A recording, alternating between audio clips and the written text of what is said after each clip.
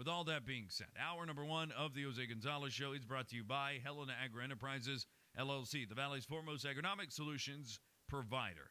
Helena Agri Enterprises. Producer of the Jose Gonzalez Show, that is just us. Good morning to you, my good sir. Good morning, Gonza.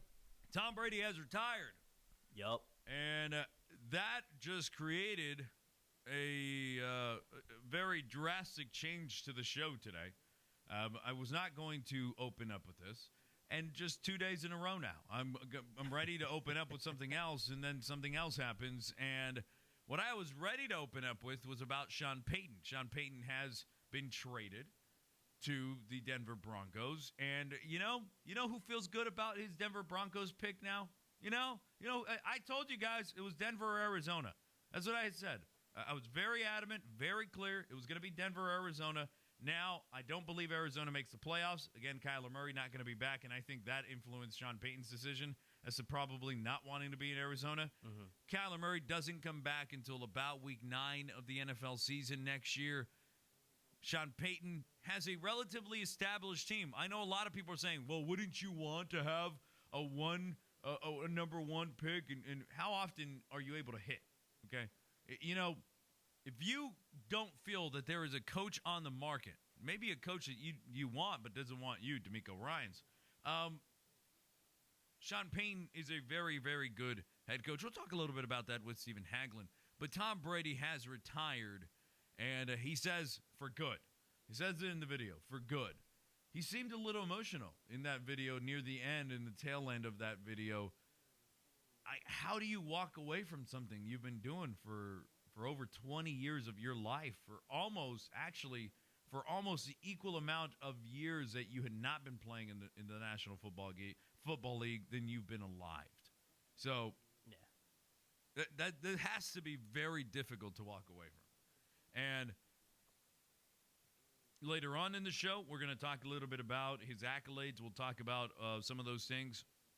But Tom Brady this morning, February 1st, at approximately 5 a.m. our time. 6 a.m. he informs Tampa Bay. 8 a.m., 7 a.m., somewhere in that time frame, 8 a.m., he then makes the announcement on social media, and everything kind of just goes completely haywire. But luckily, we're on at 7 a.m., so we get to talk about it before most everybody else gets to talk about it. So there you go. So Tom Brady retires. We'll talk about that today on the show. Crazy, emotional. Fresno State basketball loses again, 85-62. Fresno State drops to an overall record of 7-14. 7-14. They lose once again, and this time it isn't against a team that is overly competitive. It's not against a team that is near the top of the Mountain West. This is against a team that is now also 7-14, the Wyoming Cowboys. Fresno State men's basketball from the floor shot 37.9%, 38%. From behind the arc shot 28%. This is a team that just does not shoot it well. No one on the floor has shot it great. Andre 2 for 6, Colomario 3 for 8, Jamal Baker 3 for 9. The only guy that had relatively any success from the floor was Isaiah Moore, and he shot 4 for 9. So no one on the team, well, actually one guy, he shot 4 shots, and that is Whitaker, 2 for 4. Other than him, no one else really was able to shoot above 50%. Isaiah Hill, the only other in that capability, but he can't do it all himself. Played 35 minutes of the 40. Had himself 8 points in the game off the floor, and he had double-digit points, so 10 points, 7 assists for Isaiah Moore. So Fresno State loses again, and it begins to raise the question once again about the viability of Coach Justin Hutson at the front of Fresno State men's basketball. At the same time as I speak on that, I want to bring everybody else's attention to something else. Because, look, I get it. We're all talking about Justin Hutson. There's also a team there at Fresno State that is currently now on a 6-game losing streak. We talk about Fresno State not having been, men's basketball, not having been able to win a game on the road. Fresno State women's basketball is 8-15, 1-9 in conference, 0-9 on the road. We'll talk about that on the show as well. Take a break, and we will be back. We expect Chris Carlin to give us a call now, so we'll take a break. We'll be back. You're listening to the Jose Gonzalez Show. 1430 ESPN Fresno. What keeps you up at night? If you're a CEO, it's probably cybercrime. If you've ever been the victim of ransomware, phishing scams, and computer viruses, they are the most persistent and deadly threats that a business owner faces in today's e-commerce environment. Don't fall victim to cybercrime. Get to know M-Cubed Technologies. Nobody hates cybercrime more than the geeks at M-Cubed. Rest easy. Call M-Cubed Technologies and sleep tight. The Valley's premier IT and cybersecurity answer.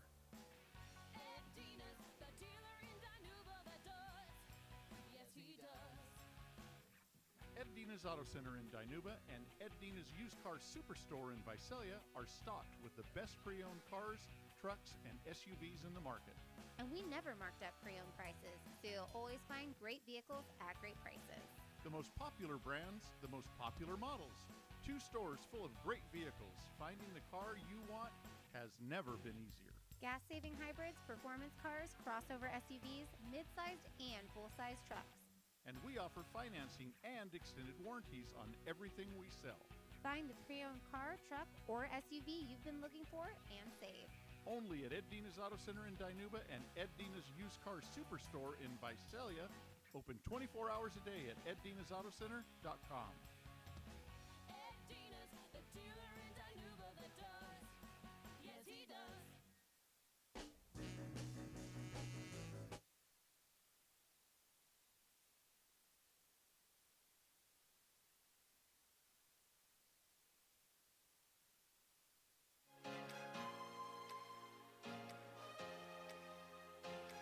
The Jose Gonzalez Show, mornings on 1430 ESPN. Monday through Thursday, 7 a.m. and on Fridays beginning at noon here on your local sports leader, 1430 ESPN. And I was talking to you there about Fresno State men's and women's basketball. They are not having themselves a good time. Both of men's and women's basketball are definitely not going to be contenders in the Mountain West Conference this season. Both have question marks now at their head coaching position with Coach Justin Hudson on the men's basketball side and Jamie White on the women's basketball side. But we'll talk about that a little bit more later. Now on the show, he is from Cantia Carlin. They are on the air 12 p.m. to 4 p.m. Pacific time, of course. And he joins me now, and that is Chris Carlin. Chris, I greatly appreciate you taking the time today. I'm great. How you doing? Listen, I appreciate it, Jose. Thanks for having me. Absolutely. So let's talk about the news this morning. I know we were supposed to talk about the Super Bowl, but there's some big news happening around the world, and that is that Tom Brady has officially retired once again, and this time he says for good. There's some ramifications about this because there was a lot of discussion about potentially the San Francisco 49ers, maybe another contender coming after Tom Brady. Reports coming out that he had said to people close to him that it was either Tampa Bay or he was just going away. How insane is the thought now that this is for real and that we're not going to see Tom Brady come September in any NFL uniform? Well, this better not be, a stunt to promote 80 for Brady. Listen, I think this is for real. You watch the video today that he puts out, and I hate trying to get into somebody else's head, but you can't help but look at him and think that as somebody of a similar age that he's now thinking about, I have got to start the next part of my life at some point here. And I think that time is now. And listen, I think given the tumultuous nature of his last year, I would imagine that, some things have come more into clarity for him in terms of what is ultimately most important to him. there's nothing left for him to prove. I think we all didn't think that he would walk away again, considering how it ended. But at the same time, he still gets to end it on his own terms. And most athletes don't get the chance to do that. So ultimately here, there's plenty of, there's plenty of fallout from it as to how it affects the teams that might have been in on him and what they do now. For instance, the 49ers, do they now start to maybe turn their attention to, could they possibly knock on the Packers' door about Aaron Rodgers if he becomes available? Like, that's intriguing to me. There's a lot of different ways that this falls out now. I thought for sure that Brady could end his career in San Francisco next year. That definitely was a topic of conversation very, very heavily. And what is it about February 1st? Because 2022, he does the same thing, but he comes in, pins a very emotional letter. This time he just does a simple video and decides to call it quits. For you, where do you put? Look, I know we always call him the GOAT, and I know we go into that. Do you subscribe to that conversation about GOAT talk? Or because I'm the guy that talks about eras. I like talking about Joe Montana in his own right. I like talking about Dan Marino in his own right. I don't really like to say Tom Brady's the best quarterback to ever have played the game, but that is a topic of conversation. Do you subscribe to that?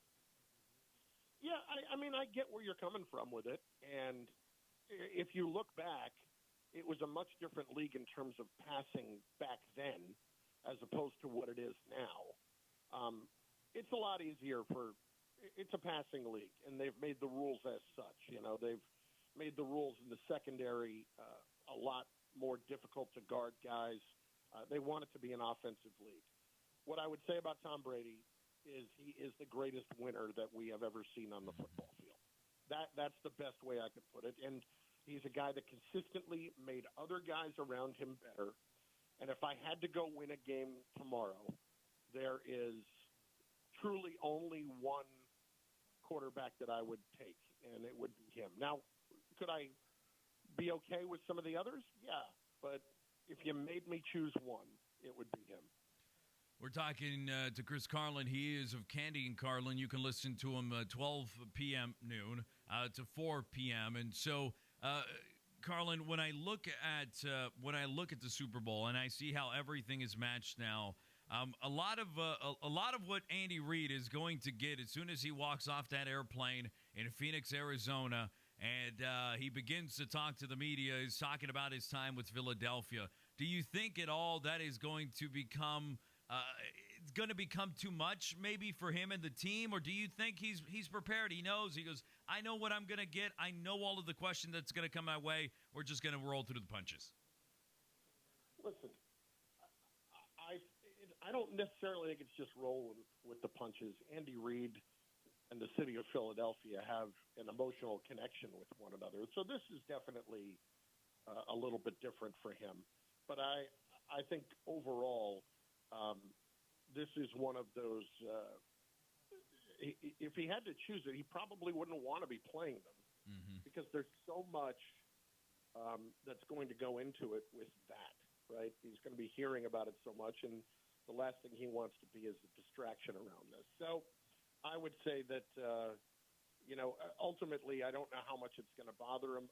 I personally think that the Eagles are going to win this game rather easily. I don't think it's going to be an incredibly close game. And with that being the case, I don't think that's what ultimately makes the difference. I think what ultimately makes the difference is for Andy Reid. His team looks a little beat up right now outside of Patrick Mahomes, and they won a game the other day that might have been their Super Bowl, considering they have not beaten the Chiefs in 4 straight games. So I look at that at being something that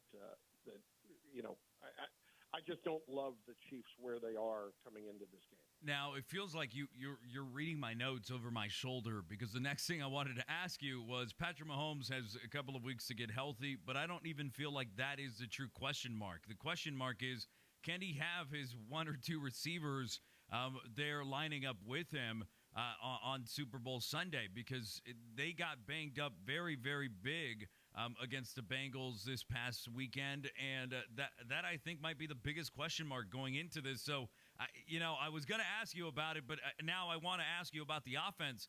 Do you feel as though Patrick Mahomes has enough time to get at least a little bit healthier than what we saw this past Sunday? 2 weeks, I think, is going to do him well. But what about his receiving core? His receiving core was down to their 4, 5, 6 guys. I see it really difficult to compete with that. Yeah, and listen, it sounds like they're going to get Mecole Hardman back. It sounds like they're going to get a couple of these guys back. But they're still banged up. They're still not 100%.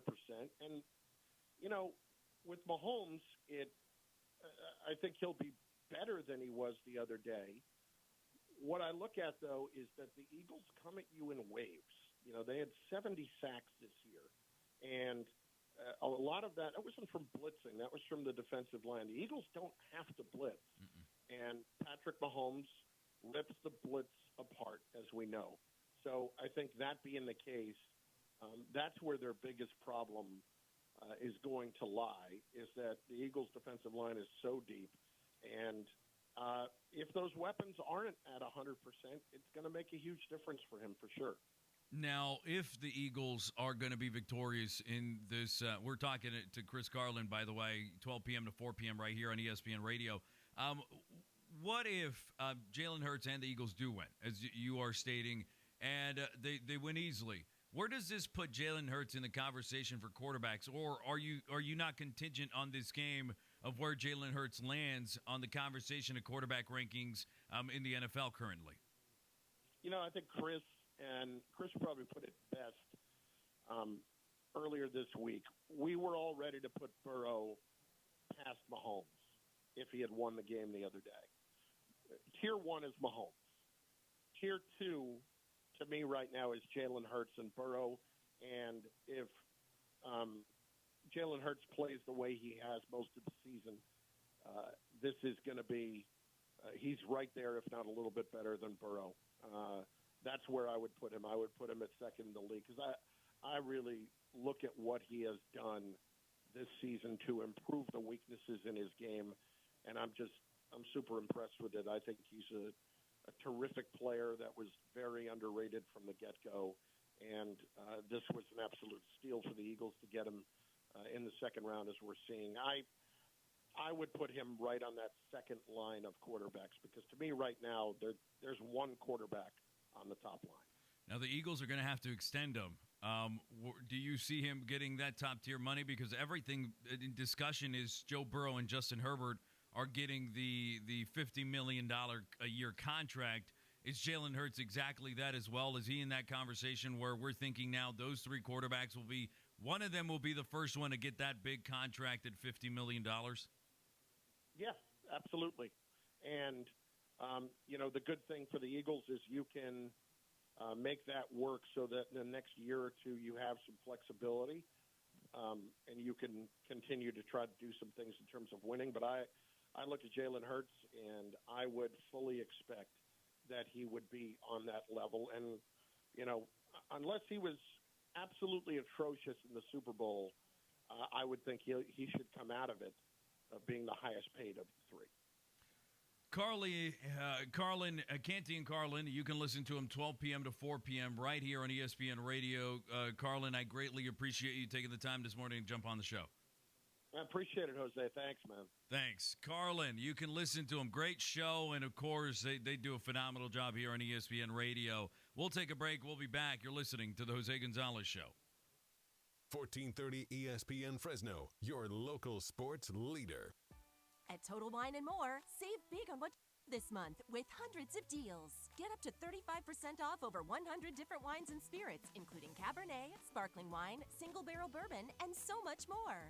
These savings are huge, and even better, they're on top of prices that are already the lowest in town. Deals this good don't last long, so visit Total Wine & More to find yours. Love what you find at the lowest price, only at Total Wine & More. Drink responsibly, B21. You look stressed. Let me guess, you handle your company's 401k plan. Is it that obvious? I see it a lot. Your company hired you to do one job, then they asked you to handle the 401k. Right. And now I'm not even keeping up with the job I was hired to do. And that's not good for you, your company, or your plan participants. Tell me something I don't know. Okay, you should be having 401k specialists do it all for you. We don't have any 401k specialists. No. 401k Specialist is the name of a division of Thiessen-Duker Financial Consulting Group dedicated entirely to making life easier for group plan sponsors. So my company's plan will be in the capable hands of 401k specialists. Right. Give 401k Specialists a call at 559-777-2720. That's 559-777-2720. Find out how they can make your life easier. The advisors of Thiessen-Duker Financial Consulting Group are registered representatives with and securities offered through LPL Financial, member FINRA SIPC. Listen to Home Field Advantage Monday through Thursday, 3 to 5 p.m. Gabe Camarillo asks all the hard-hitting questions. Are you going to petition again to play and defend your D1 title? What kind of question is that, Gabe? Is that a yes? You know the answer to that question. Hear all about your local high school teams from their coaches, Don Arax, Sanger head football coach Matt Logue, and players. Get Home Field Advantage with Gabe Camarillo Monday through Thursday beginning at 3 p.m. right here on locally owned 1430 ESPN. If you're looking for new furniture, but long delivery delays are a concern, consider American-made designs at Fashion Furniture.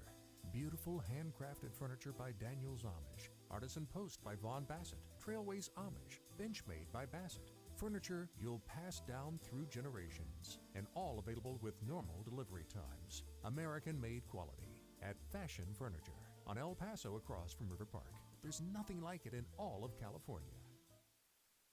People never expect for something to come out of Fresno to be successful. There's some challenges, but a lot of great opportunity. And banking is a huge one where we're storing our money, where it's getting cycled through. It's all in this small economy and not getting moved out. Fresno First Bank is looking out for the growth of Fresno. The whole idea, what we're trying to do is create a small micro economy that brings in money from outside of Fresno into Fresno. And we see the same thing with Fresno First Bank. Hungry?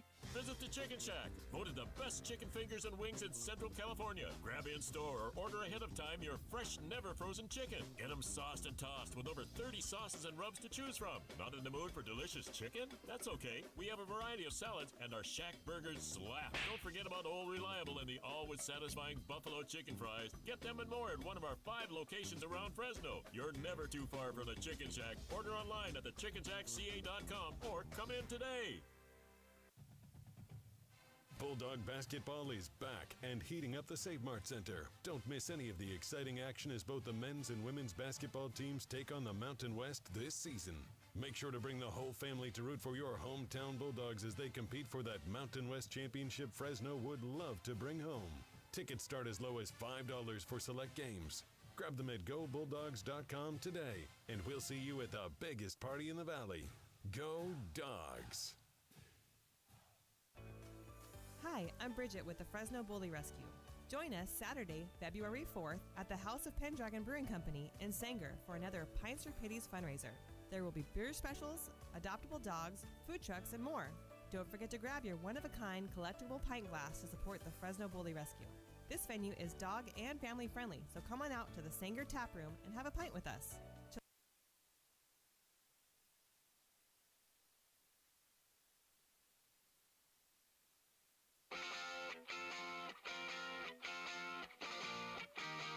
The Jose Gonzalez Show, mornings on 1430 ESPN.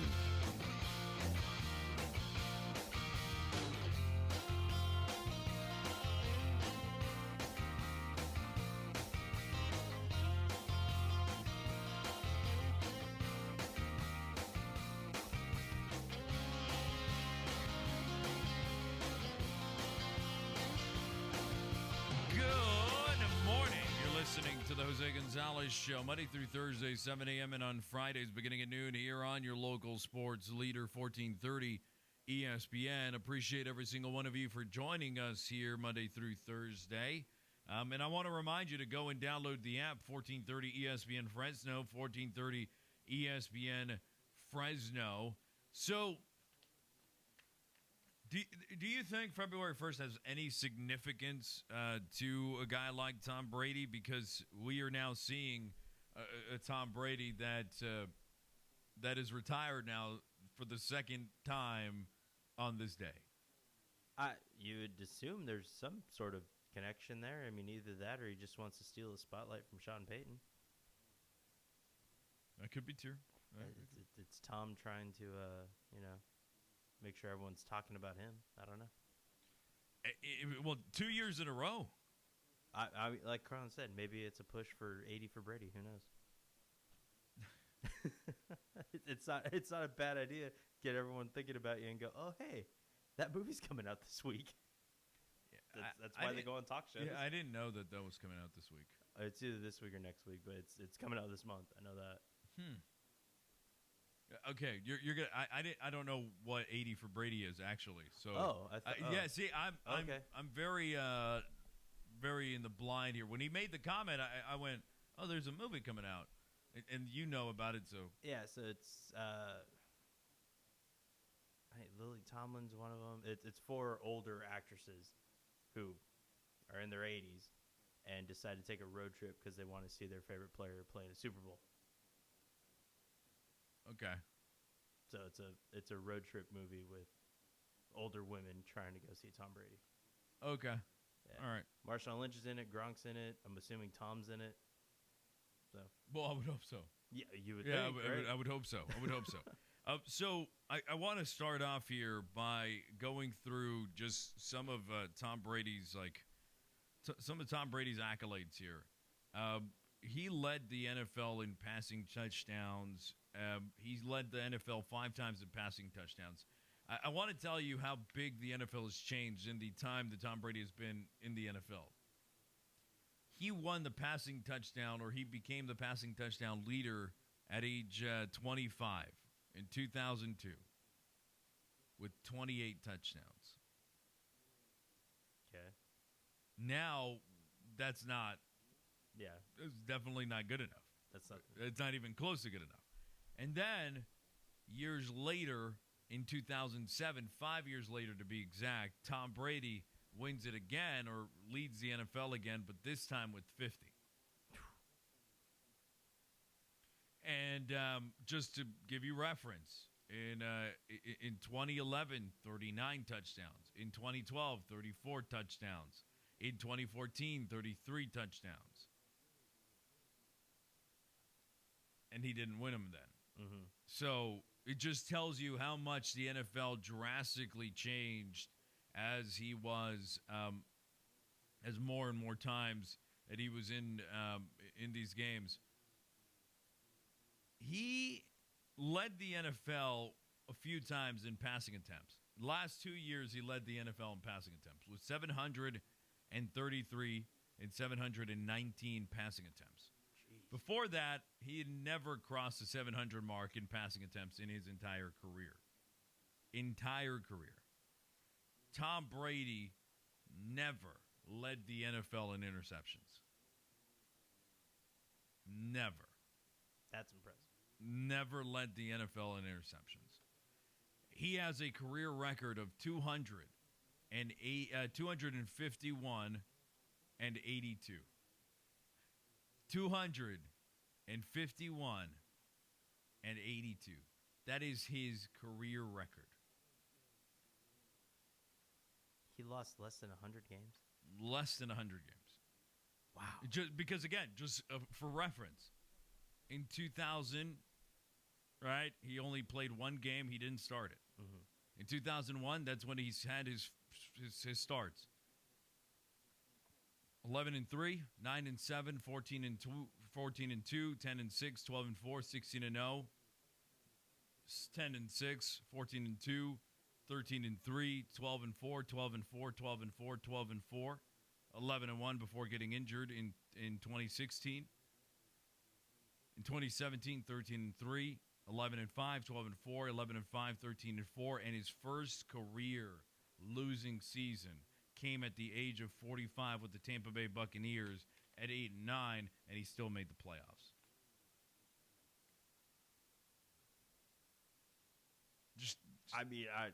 Whoever wants to try to argue, why? I'm just giving you guys some information here. I'm giving you the accolades of one of the greatest that we've ever gotten to see play the game. And again, these are the years that he made the playoffs. 2001, 2003, 2004, 2005, 2006, 2007, 8, 9, 10. Pardon me, not 8. Not 8. That's the season he got hurt. 8. So 2009, 10, 11, 12, 13, 14, 15, 16, 17, 18, 19, 20, 21, and 22. So one season? So from 2001 to 2022, he missed the playoffs 2 times. In 08 and 02. Tom Brady did. Just giving you guys some stats. That's insane. I'm just giving you guys some stats here. Tom Brady's career playoff record. Hold on. I'm gonna give you the amount of games he played. Okay. 48. Less than 12 losses. Close. 35 and 13. 35 and 13 career record in the playoffs.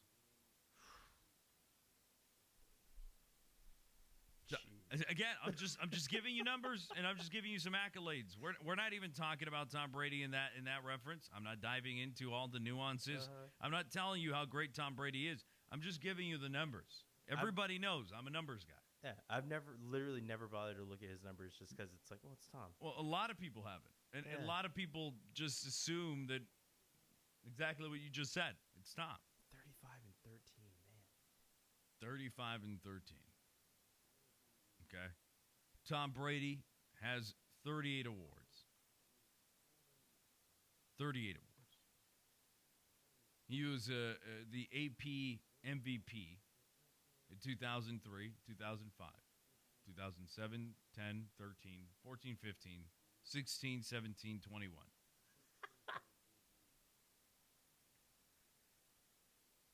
Made 15 Pro Bowls. 40 times Player of the Week. 11 times Player of the Month. Led the NFL in passing yards in 2005, 2007, 2017, and 2021. 4 times. Led the NFL in passing touchdowns in 02, 07, 10, 15, and 21.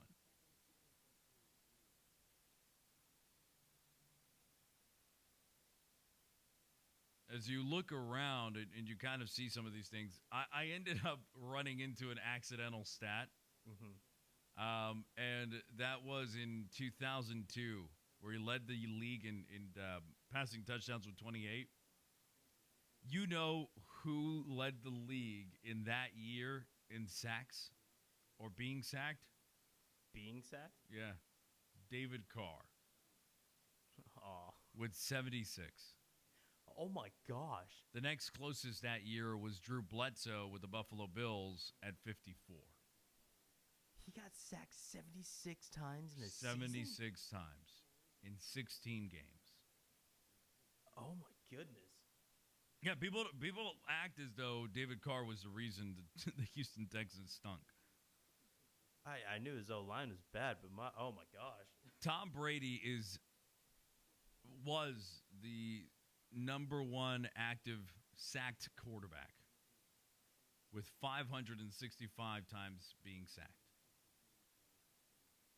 He is second in the NFL ever to have been sacked the most with 565 career sacks or being sacked.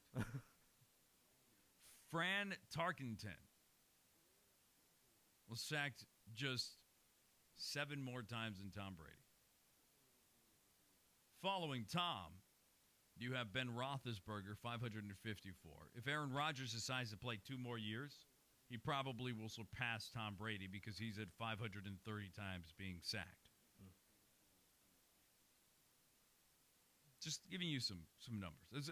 That's all I'm doing here. Just giving you guys some of these numbers. Tom Brady leads the NFL in 58 game-winning drives. Ever. 58 game-winning drives. Tom Brady is number one in the NFL in comebacks with 46. Ever. Number two, Peyton Manning with 43. Where's Rodgers on that list? Aaron Rodgers? I don't know if you have it up in front of you or not. No, I do. Aaron Rodgers is not top 5. He's not top 10. Huh. Aaron Rodgers is not top 15. Aaron Rodgers isn't top 20. Aaron Rodgers is 32 on the list with 21. Jeez, I feel like he does that all the time. So there are 5 active quarterbacks on this list. I'm technically adding Tom Brady to the active right now. Yeah. Could you name those 5 active quarterbacks? One lost his quarterback job this year at one point. The other, I'm not going to give you that one. That would be too easy. So actually, 2 of them lost their quarterback starting positions at one point this season. Derek Carr. Yes. He's 13th on the list with 28, and if he gets one more, he'd be tied for 10th on the list. Dang. No, not Garoppolo. No, absolutely not. Lost their starting job. I was like, no, he didn't. Lost their starting job. Lost it. And then gained it back. Jameis Winston? And then lost it again. No. Matt Ryan.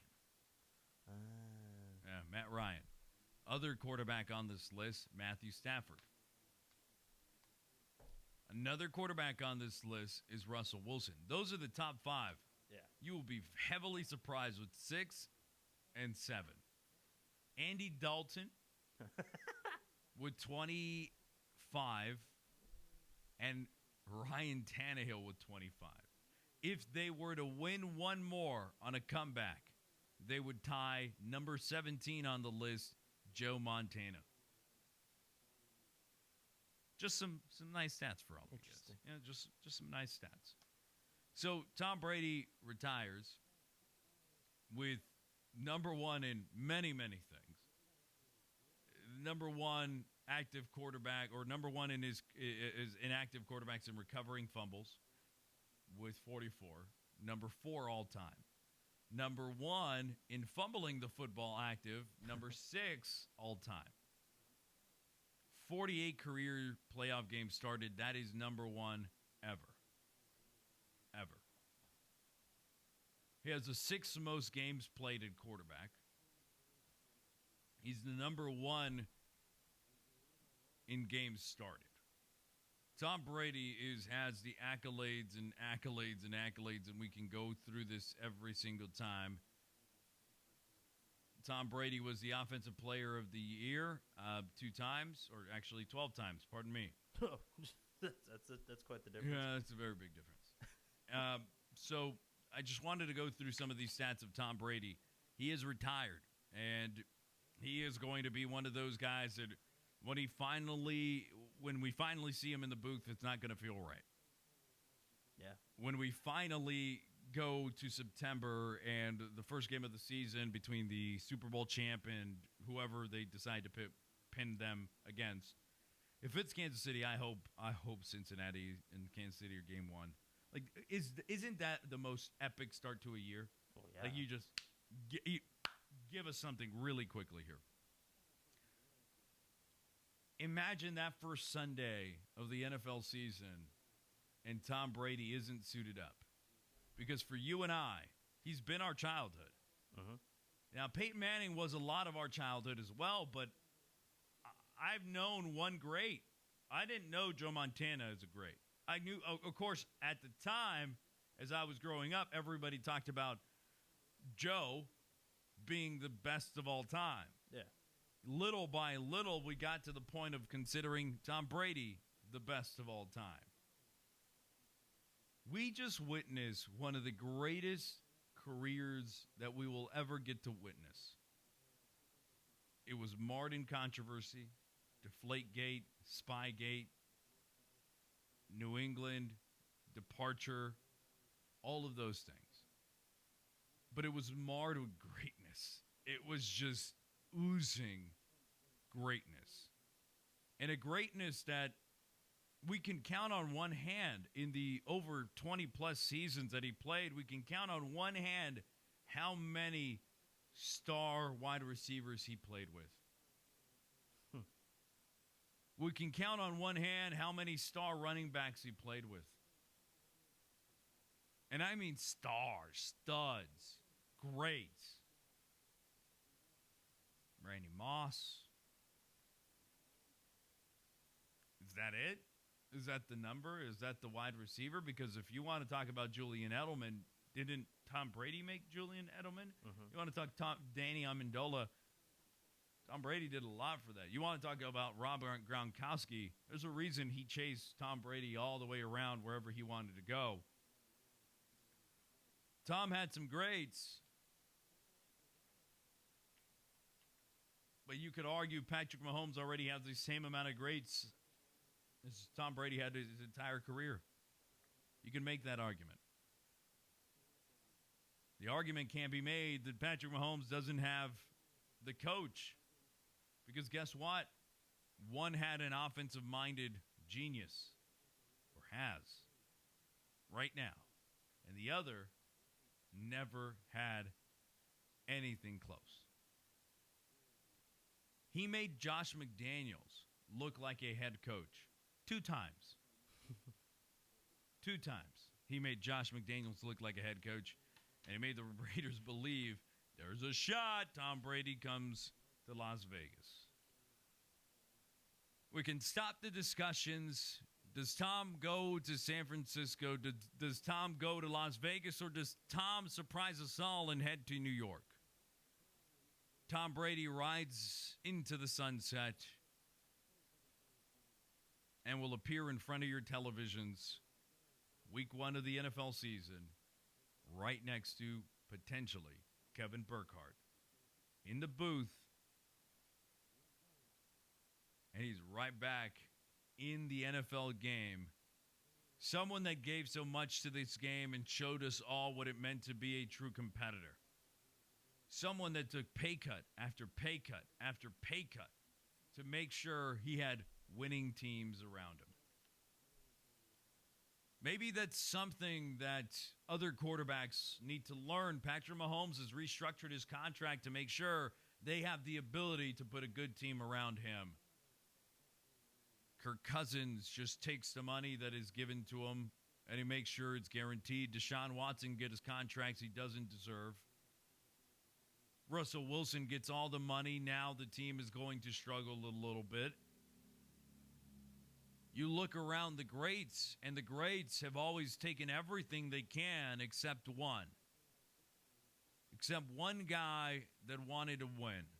And wanted to win more than anybody has ever wanted to win. And he did everything possible to make sure he could win. Tom Brady leaves this game as the best, the greatest, without a doubt, to any of us, the greatest of all time. Someone that won 3 Super Bowls early in his career, and then followed that up with winning 4 more past the age of 33. Tom Brady, we will never see anything like him anymore.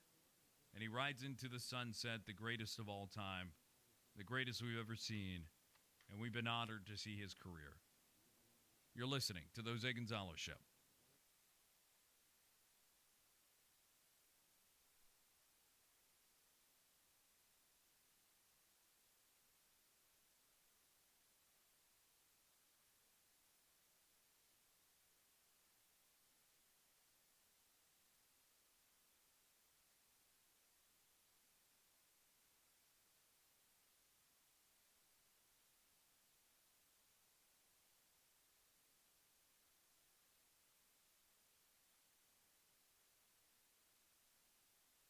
Business Bank, we've been taking a personal approach to banking for over 40 years and are consistently recognized as one of the top performing banks in the nation.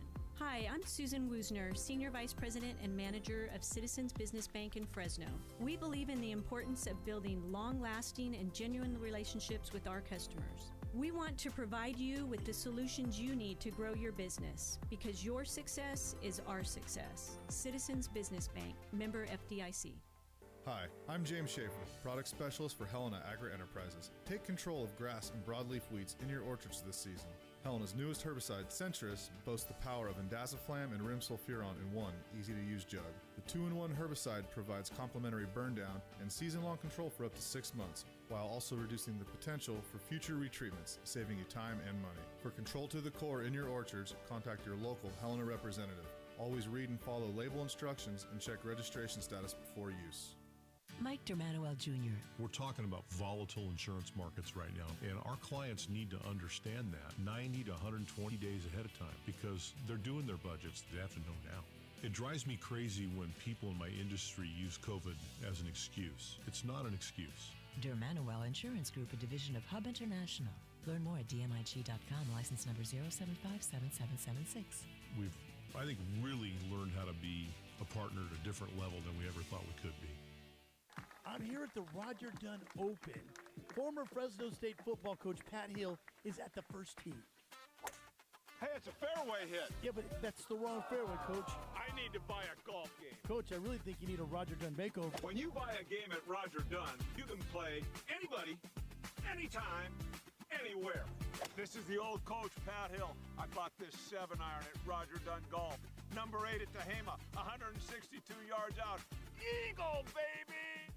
The winter months are upon us, so it's time for your truck's free winter diagnostic checkup. Come on in and let one of our certified service technicians perform a comprehensive HVAC and battery systems check. If further repairs are required, you can receive up to a 15% discount on parts and labor needed for the repair. Visit any one of our 3 dealerships at E.M. Tharp Golden State Peterbilt located in Fresno, Porterville, and Bakersfield. Call today to schedule your free winter checkup. 800-421-0117. That's 800-421-0117.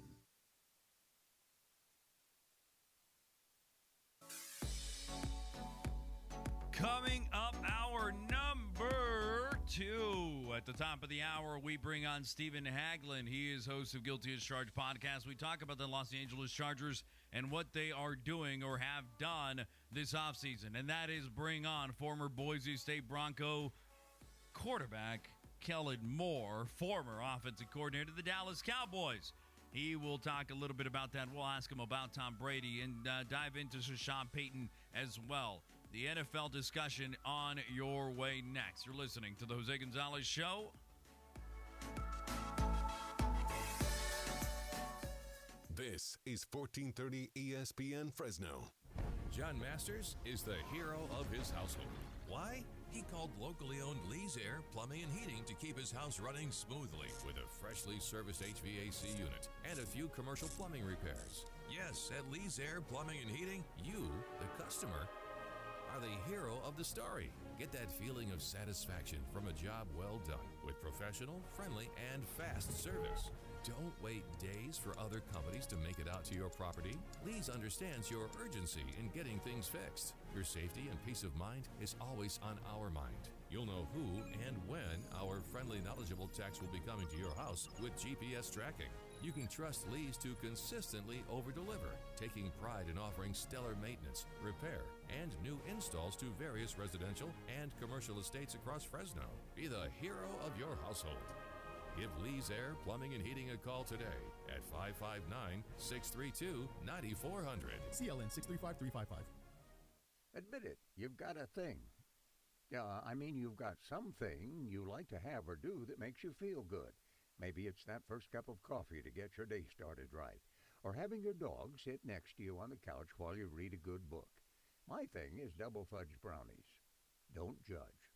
We all have different things that just make us feel comfortable and right with the world. But there's one thing most of us share. In fact, we're sharing it right now. Radio. Radio keeps us company while we're doing our thing, listening to songs we love, opinions to think about, and information to keep us in the know. When you think about it, radio is a pretty special thing. Since radio is the thing so many of us appreciate, maybe you should be advertising on radio. Let people hear about your business, your cause, your big event from their old friend radio. They may be doing other things, but they'll be listening because there's still no thing like radio. Hungry? Visit the Chicken Shack. Voted the best chicken fingers and wings in Central California. Grab in store or order ahead of time your fresh, never frozen chicken. Get them sauced and tossed with over 30 sauces and rubs to choose from. Not in the mood for delicious chicken? That's okay. We have a variety of salads and our Shack burgers slap. Don't forget about Old Reliable and the always satisfying buffalo chicken fries. Get them and more at one of our 5 locations around Fresno. You're never too far from the Chicken Shack. Order online at thechickenshackca.com or come in today. You're listening to the Jose Gonzalez Show, KFIG Fresno, 1430 ESPN. The 7-time Super Bowl champion, 5-time Super Bowl MVP, 3-time league MVP, thanked his family, friends, teammates, and competitors for allowing him to live his absolute dream, added he would not change a thing. Brady also announced a year ago on this day he was retiring before changing his mind after 40 days and returning to play this past season with the Buccaneers. Former Panthers coach Matt Rule filed an arbitration suit against the team seeking about $5 million in offset revenue compensation. Rule, now the head coach at Nebraska, seeking the money he believes the Panthers owe him following his firing in October. Nebraska hired him in late November. Rule was roughly owed $34 million by Carolina after his dismissal.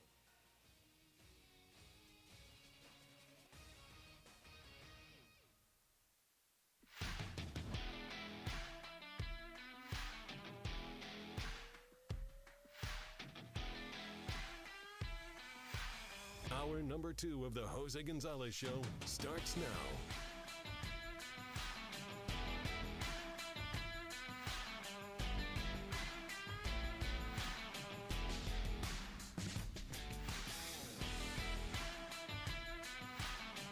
Hour number 2 of the Jose Gonzalez Show begins right about now. Just a minute and 30 seconds past the hour of 8 a.m. here in Fresno, California. The Jose Gonzalez Show, Monday through Thursday, 7 a.m. and on Fridays beginning at noon. Make sure to follow us on social media at 1430 ESPN on Twitter, Instagram, and on Facebook. Make sure to go and download the app, 1430 ESPN Fresno. You can also go to the website, 1430ESPNFresno.com. With that being said, I do want to remind all of you that the current temperature here in the city of Fresno, California, it is currently 35 degrees in Fresno, and it is also currently 61 degrees here in the city. It's going to be 61 degrees in the city of Fresno. It's not also 61 degrees. It's 35 degrees. It's going to be 61 degrees on the expected high and 36 degrees the overnight low. Every weather report is brought to you by our friends at Lee's Air Plumbing and Heating. Lee's Air Plumbing and Heating. If you have any maintenance or AC issues, heater issues, you can call our friends at Lee's Air. It is hour number 2. It is Wednesday. By the way, I don't think I forgot about this. I know a lot of you wait for this. Hour number 3, we'll be doing Love It or Leave It. Because I don't want everybody to think, Gonzo, come on, man. We wait for this every single week for you to yell at us about your opinions. Well, you don't have to wait anymore. Hour number 3 is where we'll bring that to you. But it is hour number 2. It is top of the hour, and that means that our friend of the program, and that is host of Guilty as Charged podcast, Stephen Haglund, joins me now. Stephen, I greatly appreciate you taking the time today. Yeah, happy to be here. It's been a stacked show for you today, so I've been tuning in and excited to tune in later when Mr. Keyshawn Johnson is on here. Yeah, so I mentioned it earlier. I'll mention it again. I spoke to Keyshawn yesterday. We weren't able to fix the time to bring him on during the show, and he and I spoke about the San Francisco 49ers and Tom Brady discussion.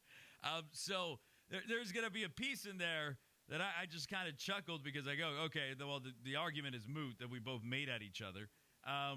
But it's going to – I like the conversation. It was a very good conversation. So, and as always, somehow, some way, the stacked shows happen with Steven on the show every single time. Every single time we bring on great guests, because Steven is a great guest. Steven is also on that Wednesday, and we just – something about Wednesdays bring out the best in the show. So, Steven, I want to start off with Sean Payton.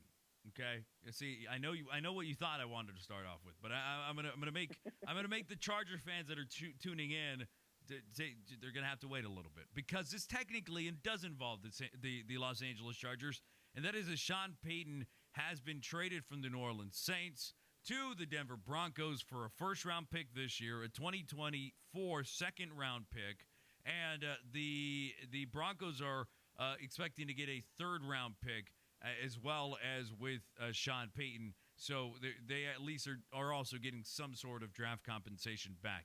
Initially, the reaction by those outside of the Denver Broncos organization and outside the Denver Broncos media outlets, a lot of people are saying and scratching their heads as to why the Denver Broncos are giving up a first-round pick when in reality they might need that more than a new head coach in Sean Payton. Yeah, I mean, for me, it's just a confusing situation from a Sean Payton perspective in general because presumably he wanted to stop coaching the Saints because he didn't want to stick around through like their rebuild years. Like he didn't want to deal with, the Saints obviously had pushed the cap back and pushed it back and pushed it back, and he didn't want to deal with the teardown. He didn't want to deal with a season where he ended up with the top 10 pick. Like he didn't want to deal with not having a legitimate quarterback to coach. And so, like, you think, in the future, whenever Sean Payton comes back, like, it's going to be a team that's obviously ready to win, that's obviously has a quarterback in place or has a chance to get one. I mean, he himself said that. So it's just confusing to me why he would choose the Broncos. Maybe he just really wanted to get back into coaching and was sick of, working at Fox. I don't know. But it's just confusing from a Sean Payton perspective because the Broncos don't have a ton of resources to improve the roster, and the roster is good. It's not like it's a terrible roster or anything like that. You have pieces. You have a Randy Gregory, a Baron Browning on defense. You have Justin Simmons and Pat Surtain. You have Cortland Sutton, Jerry Jeudy on offense. Javonte Williams coming back from injury. But it's not like you have an elite offense. It's not like you have an elite quarterback to build around. So now you're losing draft picks. You don't have cap space. So it's confusing from a Sean Payton perspective. Obviously, I understand why the Broncos are doing it. Frankly, it sounds like they ran out of their options, right? Like they wanted to go all in on Jim Harbaugh. They thought they could get him. Obviously, the owner flies to Ann Arbor to try and convince him last week after Harbaugh had already come out and said no. They wanted Dan Quinn, couldn't get Dan Quinn to lead Dallas. They wanted DeMeco Ryans. DeMeco wanted Houston instead. So it's a little weird that their fourth choice was trading a first-round pick to the Saints for Sean Payton. But, I mean, Sean Payton's a great coach. So, I mean, from a Broncos perspective, it's like if our fourth choice is Sean Payton and trading a first-round pick for him, then so be it. And, that actually got me a little bit to thinking as well because according to Ian Rappaport, they were trying to get DeMeco Ryans to change his mind up to the point where they made the trade with the Saints to go and get Sean Payton. What do you think it is about DeMeco Ryan that he was such a hot commodity? Is it the character? Is it the sense that, hey, he was working under Robert Saleh? We see what Robert Saleh has created, and DeMeco seems to have even more of that. Like he has the energy of Robert Saleh, but he has like a calmer and cooler demeanor than other head coaches. Like he doesn't seem to get too high, too low. Even when Greenlaw had a really critical penalty, a face mask penalty in that game between the Niners and the Eagles, and they panned to DeMeco Ryans, and all he's doing is like he has his mouth open, he's like just showing his teeth, like, oh, come on, man, and that's as hot, like that's as hot as he got. You didn't really see that, but it seems like there was a lot more interest for DeMeco Ryans around the NFL than there might have been about Sean Payton. Maybe it's the compensation, but it just felt like DeMeco was the hotter commodity than Sean Payton was. Yeah, if I remember correctly, I think every team that had an opening interviewed DeMeco, or at least put in a request to interview DeMeco. And like I think the NFL is really starting to pivot towards trying to find like these younger coaches who can really connect with these players. And obviously with DeMeco, like you get somebody who is not only a great coordinator, like he was a better coordinator than Saleh was. Like he took what Saleh did and put his own twist on it. You know, they did a lot more like too high shell stuff with this year. You know, he gets a lot out of Talanoa, Hufanga, like all these guys, you know, Demidor, Lenore, and he's able to really elevate the Niners defense to heights that Robert Saleh wasn't really able to do. And so I feel like you get a better defensive mind. You mix in his leadership, you mix in his, you know, background, obviously, as a former player who was a really good player in the league. Yeah. And I think he's able to just, you know, check a lot more boxes that way as a leader of a franchise. And so I was glad that the Broncos didn't get DeMeco Ryans, honestly. Like, I think Sean Payton's a great coach, but, you know, we've seen in history that great coaches who go to a second team don't traditionally, you know, have the same level of success as they did with their first team. I mean, outside of Andy Reid, it's not been a super great, you know, success record. You know, even guys like Bill Parcells and coaches like that don't have the same kind of track record with their other teams that they do with their first team. So I think Sean Payton's going to do good things for the Broncos. I think absolutely they become more competitive. But when I heard that they were going in on DeMeco Ryans, that was kind of like my reaction was like, okay, I hope they don't get this guy.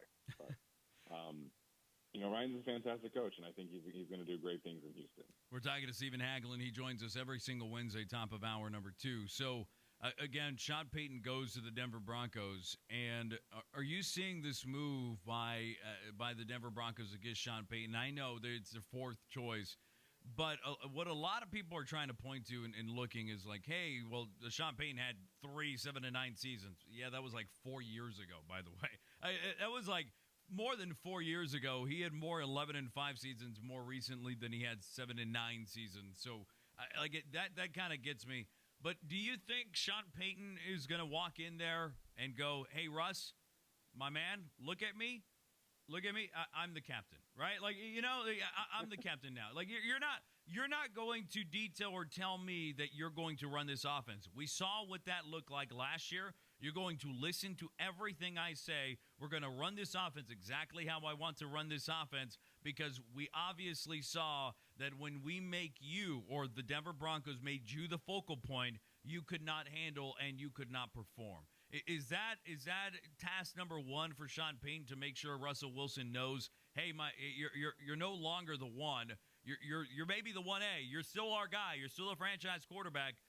But this isn't about you. We got to make sure we put a good team around you, and you got to follow the system. Yeah, absolutely. I think, you know, that's why you have a guy like him because non leader.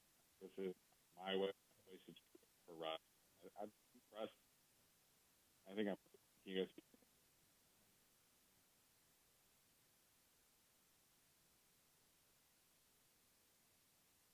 All right, we think we might have lost Steven for a bit there, and we will wait to have him reposition. I'm sure he's going to start hearing me in a moment here. So I'm just asking you, reposition yourself, Steven. Go on top of the office and just stand on the roof and hold the phone all the way up, you know, and we move that way. It's usually our phone systems are not that good sometimes, you know, it happens. But as we wait for Stephen Haglund, again, he joins us every single Wednesday, top of hour number 2. So as I say that, I'm gonna check back in. Stephen, you back? Yeah, I got you guys. I didn't know if you could still hear me or not, or how that worked out, but like I was saying, we heard a bit of the beginning.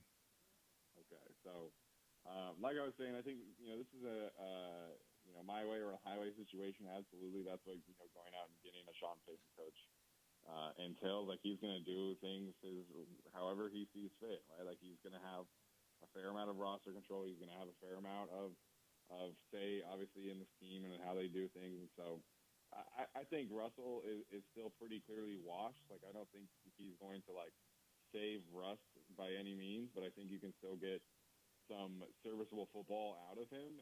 And I think Russ is a smart guy, and I think Russ knows that this is a second chance that not a lot of quarterbacks in his situation will understand. And obviously he has the contract to play for. So I expect that Russ to play ball with Sean Payton. I think that this will be a good fit for Russ, at least for, the short term, and we'll see what happens after, probably, I assume they probably give Peyton and Russ 2 years or so to see how kind of things work. But, if you're Russ, like, I think you went into Denver and you really tried to become like the alpha. You tried to be the face of the franchise, and it didn't really work out. And for all his faults, I do think that Russ is a smart guy. So I think that, Russ will kind of be able to take a look in the mirror and realize how fortunate he is to work with a guy like Sean Payton going forward. Now, this Denver Broncos team isn't missing a lot. Defensively, they were really good last year, and there was frustrations from that defense. They don't have that many free agents coming on the defensive side. Now, the offensive line is going to see some free agents, a tackle and a guard that are going to become free agents on that side. So it's going to be intriguing to see. With the increase in the salary cap, I believe they're right at the number. So either they have maybe $1 million to play with or something. They're going to have to do some restructuring on some people to try to get through. But one thing Sean Payton was known for in New Orleans was not caring about that salary cap. There's a reason why we always talked about salary cap hell with the New Orleans Saints and how that kind of goes. But they aren't missing tons of pieces, and they just looked like a terrible team last year. Do you think this team puts it together enough to have a competitive season? I think they'll be competitive. I certainly do not think that they're going to be contenders. I don't think that the way that the AFC landscape has played out, that they're a team that's absolutely guaranteed a playoff spot. But I think they'll be better for sure. I think they can easily get to 8 wins, maybe 9 wins, if Russ is really kind of playing at a higher level. But this is, like I said, this is a good roster. I don't think it's like an elite roster, but you have pieces that Sean Payton can work with, and if you are able to kind of shore up the offensive line a little bit, like I think you have the makings of a top 15 offense, as long as you're not getting those catastrophe plays from Russell Wilson. So I expect them to be competitive. I think Sean Payton is too good of a coach to come in and have the same kind of result as Nathaniel Hackett did in year one. So I'm definitely not like buying them as an AFC contender. I think the AFC is too good, and I think that Russ is like I said, I think Russ is still pretty clearly washed. It appears as though Aaron Rodgers is the only big quarterback fish that is left on this market now that Tom Brady has retired. So I want to talk about both, and I want to start with Tom Brady. Tom Brady decides to retire one more time. I hope he's not Brett Favre and comes back again, but we will wait and see. He says, I'm done for real. He says it for good. What do you make of Tom Brady deciding to just hang it up? Because a lot of speculation had San Francisco. I never thought that was viable. Me and Keyshawn went at it a little bit in that front, and I just thought the salary cap situation didn't work out to bring Tom Brady to San Francisco. And so for me, because the salary cap didn't seem like it would work out, I didn't think he was going back to Tampa. I thought it was more likely he would retire than he was going to play in the NFL again. He does decide to retire. Tom Brady wins Super Bowl after Super Bowl after Super Bowl. I went over his statistics and I went over his accolades. He's one of the greatest, if not the greatest of all time. He is absolutely the greatest of this generation. Tom Brady walks away. How weird is it going to be to watch an NFL game and not see that Tom Brady is going to be on primetime some way or another? Yeah, I mean, as somebody who had to watch Tom Brady crush his team's dreams for several seasons in the 2000s, it's going to be kind of a relief, honestly, not seeing Tom Brady out there. But no, in all seriousness, like I think he's unquestionably the most accomplished player in NFL history. I mean, like what he's been able to do is frankly just kind of crazy to me. Being a part of 2 different dynasties and then going down to Tampa, and obviously, the Buccaneers weren't exactly like this model franchise, right, before he got there. So, winning a Super Bowl in Tampa Bay and making them, playoff relevant, contender relevant for 3 years, is just kind of a good way for him to end his career. But, I didn't think that his last retirement was going to last all that long. I still kind of am skeptical that this retirement lasts that long. Maybe given the Brock Purdy news, maybe that surgery doesn't go the way the Niners are hoping, and maybe they kind of reach out again and convince Tom to come out of retirement again. So I don't know. I'll believe that Brady is actually retired when we get to week 1 and he's not starting. So I'm still skeptical that somebody will not be able to lure him out of retirement. So, it's reportedly a very family-driven decision in why he's, staying or going to retire and not going out west. So, I don't know. Maybe the Jets kind of strike out on Aaron Rodgers and then call up Tom Brady and say, hey, come play for us up here. We got these young guys. I don't know. So. I'm just skeptical. Steven, that's the team that I thought was the more viable than the San Francisco 49ers, because I thought if he goes anywhere, I think it's up north. Like, I get Daniel Jones is the guy that a lot of that Eli Manning is saying, yeah, keep Daniel. He did a great job. I still think he's maybe the 15th best quarterback in the NFL, and that means you are on the seat to lose your job every single time. But when you look at the scope of it, I was like, okay, it makes more sense to me that he goes to the New York Jets and goes back into that division. I said, I would believe that he has more of a shot, even though I didn't really believe this, more of a shot to go play with the New England Patriots than he did playing for the San Francisco 49ers. I'm just a skeptic that way. I look at the New York Jets and say that was the most viable place that Tom Brady could potentially have gone. Yeah, I think that if they were to call and say, hey, look, you're close to home, you're going to play 8-9 games here in New York. You're not going to be far away. You're going to be a car drive. But we knew, and maybe Tennessee could have been an option because they're on the East Coast and a 3-hour plane flight from home. But I never saw it in San Francisco. Now let's talk about Aaron Rodgers, because he is going to come out on the headlines at one point in the next 72 hours. He's going to find his way back on the headlines because now he's the biggest fish left on that market. How do you feel about the Nathaniel Hackett hire for the New York Jets? And if they don't get Aaron Rodgers, is it a bad hire? I think it's a bad hire even if they do get Aaron Rodgers. I think Nathaniel Hackett is not a good head coach. I think he's not a good play caller. I think we've seen him call plays in Buffalo. We've seen him call plays in Jacksonville. We've seen him call plays in Denver. And he's never coordinated a top-tier offense. He keeps getting these offensive coordinator positions because he knows people around the league, and obviously his dad coached in the league for a very long time, but we've never seen Nathaniel Hackett coordinate a top 10 offense. We've never seen him coordinate a top 15 offense, and we've never seen him, develop a quarterback on his own or build this great scheme around another quarterback. So I think this is Saleh, being pinned into a corner, and, he wanted to be able to hire somebody he was comfortable with, and there weren't, a ton of options that he, knew personally, and, we know how important connections are around the league, but I think this is a terrible hire even if they do land Aaron Rodgers, because I just don't think Nathaniel Hackett is a qualified offensive coordinator in this league. And, if you don't land Aaron Rodgers, what are you going to do? You're going to go after Derek Carr or something like that, and you're going to have a worse offensive coordinator? I don't see this panning out for the Jets, and it sucks because Robert Saleh is a great coach. I think he's done wonderful things with that culture, with that defense. But ultimately, this hire and the lack of being able to get a quarterback in there is going to be his demise up in New York. We're talking to Stephen Haglund. He joins us every single Wednesday, top of hour number 2. So, Stephen, we got through all of this. Here we go. The Los Angeles Chargers hire offensive coordinator Kellen Moore, formerly of the Dallas Cowboys. Are you pumped about this hire? Because I was pumped about this hire because I really like Kellen Moore.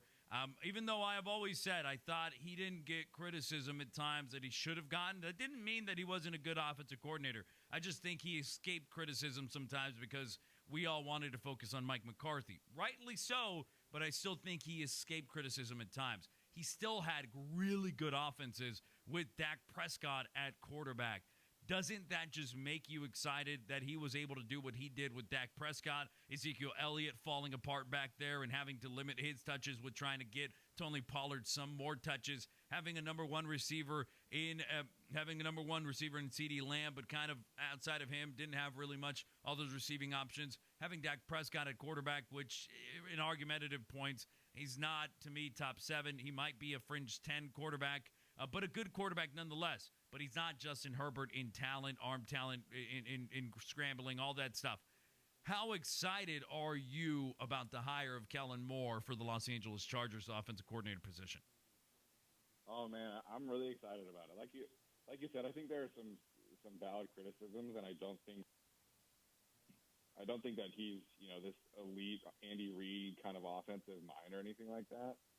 But for the Chargers, like, this is huge news because we've seen Kellen Moore do two things really well, in my opinion. And the first of that is being able to be adaptable and still be a good coordinator when things around your offense are not necessarily ideal. Like in past seasons, obviously, this current season, the offensive line shuffled quite a bit. I mean, they were starting Jason Peters at left tackle. They're starting Jason Peters at guard at one point. Tyron Smith comes out and is playing right tackle, and they lose their center for a little bit. Like, stuff like that for the Chargers has crippled them in the past. And him being able to coordinate a top 10 offense with that, and then also obviously Dak Prescott misses 5 games. You have to start Cooper Rush for 5 games, and they went 4-1 in those games. People kind of forget that.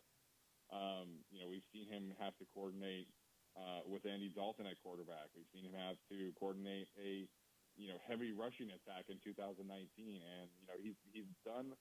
It's not like he's had these perfect situations, and he's been getting consistently top 10 offenses because of it. Like, he's had to deal with a lot of these other situations where he doesn't have a true number 2 receiver, doesn't have a legitimate tight end, he doesn't have a top 5 quarterback, he doesn't have an ideal offensive line. He's dealing with pressure from the owner, he's dealing with pressure from Mike McCarthy. So, the fact that he is a proven commodity that's coordinated top 10 offenses, like, I think this was absolutely the best case scenario for the Chargers, because I think, like, I would have been able to wrap my arms around, like, hiring a young guy from the Rams, staff. Like, Zach Robinson was kind of considered the favorite up until Kellen Moore got fired, and I would have understood that. I think it's a schematic fit. I think it's a philosophical fit for what Brandon Staley was looking for, but you never know with first-time coordinators, right? You never know if there's going to be a lot of growing pains. You never know, like,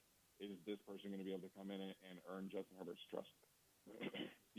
Earn Justin Herbert's trust right away. You don't know if he's going to earn Keenan Allen's trust right away. Like, is he going to be able to maximize Austin Eckler? Like, there's just a lot of unknown commodities with first-time coordinators. So we know what Kellen Moore is. We know what kind of offense he likes to run. We know what he's able to do with quarterback play. We know what he's able to do with rushing attacks. And I think this is the best case scenario for the Chargers. They don't have to go into a season wondering, hey, how is this person going to do this? How is this person going to mesh with Justin Herbert? How is this person going to figure out the running back situation? Because Kellen Moore has proven over the last 4 years that he's able to do that.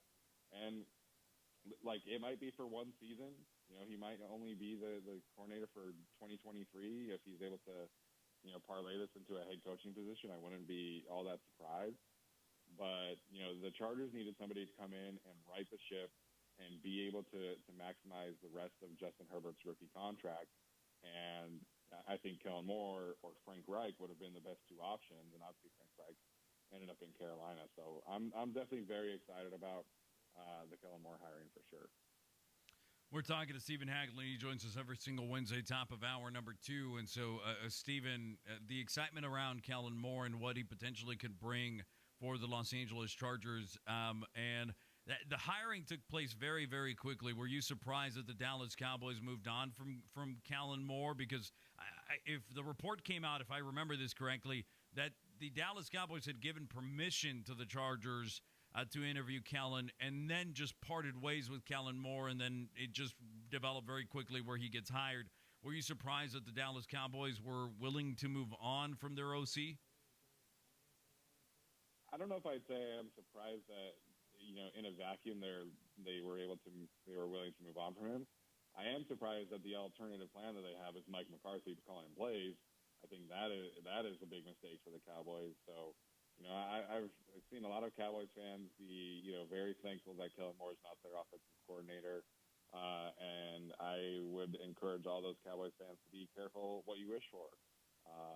The Cowboys have been a highly successful offense for the last 4 years, and, getting Mike McCarthy in there and calling plays, I think is going to not be very good for them. So I think it's a poor decision on their part. I think, Kellen Moore and Dak Prescott have had such a good relationship. They've had such a good, ability to get the best out of each other that I can't see Mike McCarthy doing the same kind of stuff. So, I'm excited for it, and I would definitely encourage the Cowboys fans listening to be careful what you wish for. Does Keenan Allen make it through the offseason as a Charger into the season? I think he does. I think they'll agree to a restructure at some point, but they're at a point in the draft that they don't really have the capability of landing a true wide receiver one to replace him. And I don't think there are really any true wide receiver ones in this upcoming draft. So that's one thing. Like, if this were last year and they had the ability to go up and go get a Chris Olave or a Jameson Williams or a Garrett Wilson or a Drake London, I would understand that. But this year you don't have those kind of players in this draft. So that's one thing. They also they need cap space, but if you cut Keenan Allen to get cap space, what's your plan to replace him? Because they're not going to have enough to go get somebody expensive in free agency either. So I just don't think there's enough pathways for them to replace, enough viable pathways to replace Keenan Allen for them to really justify cutting or trading him. So I think he's going to remain in LA for at least one more year. We'll see what happens after next season. We're talking to our guy, Stephen Haglund. He is host of Guilty as Charged podcast. And so, Stephen, when you look at the entirety of the NFL, yesterday Tyler Huntley was announced to the Pro Bowl, and Derek Carr was announced to the Pro Bowl. How awkward was that moment, and how awkward is that moment? Should he wear a Fresno State Bulldogs helmet instead of a Las Vegas Raiders helmet? That is the question everybody keeps asking. Yeah. But does it seem as though just quarterbacks or players in general seem to not care about the Pro Bowl? Like, being a Pro Bowler doesn't really matter, and it's actually not an accolade they care for? I don't know if I would say that, because there are incentives tied to their contracts based on Pro Bowl nominations and Pro Bowl appearances. I think they don't care about playing in the game, but I think players absolutely care about hey, I earned a Pro Bowl nomination, and you get bonuses set up that way. So I think players care. I just don't think they care about playing in the actual game. And obviously this year it's a flag football game. It's not even a real game. So Tyler Huntley is my guy, obviously former Utah quarterback, but him being a Pro Bowl quarterback is it's probably the biggest indictment of the process that we've had in quite some time. Now, what do you make about Derek Carr being nominated or being in the Pro Bowl, and will be the last time he wears a Raiders helmet? Yeah, that's going to be an interesting one. I think from his perspective, right, you didn't really get a proper goodbye from the Raiders, and maybe this is a chance for him to do that. It's in Las Vegas. I know, maybe he's able to get his proper curtain call in Vegas in front of maybe that kind of adds to the Pro Bowl a little bit. I don't know. So, are they wearing helmets? Are they, or is it just full on flag football? I don't even know. Yeah, that's also a question, right? We don't know. I do get the media reports, but that hasn't been put into those media reports. So we will wait to find out and wait to see how that is going to go into that realm. So we kind of prepare for what the offseason is going to come through, and all the news we're going to dive and comb through. I know you do heavy work on the draft, so we will definitely talk about the draft upcoming here as weeks get closer. But I do want to ask you, before you go, I want to ask you about the Super Bowl, just in case we don't have a chance to talk next week because the show is moving around because of Radio Row. And that is the Eagles taking on the Kansas City Chiefs. I know we're a week away, and I know there's still a lot of time here. But one, it seems like the Eagles are having a really good and nice path to the Super Bowl. They have one of the easier paths. They beat the Giants. They beat the Niners. Niners with their four-string quarterback in Josh Johnson at the helm, and then a UCL torn elbow and Brock Purdy coming back into the game.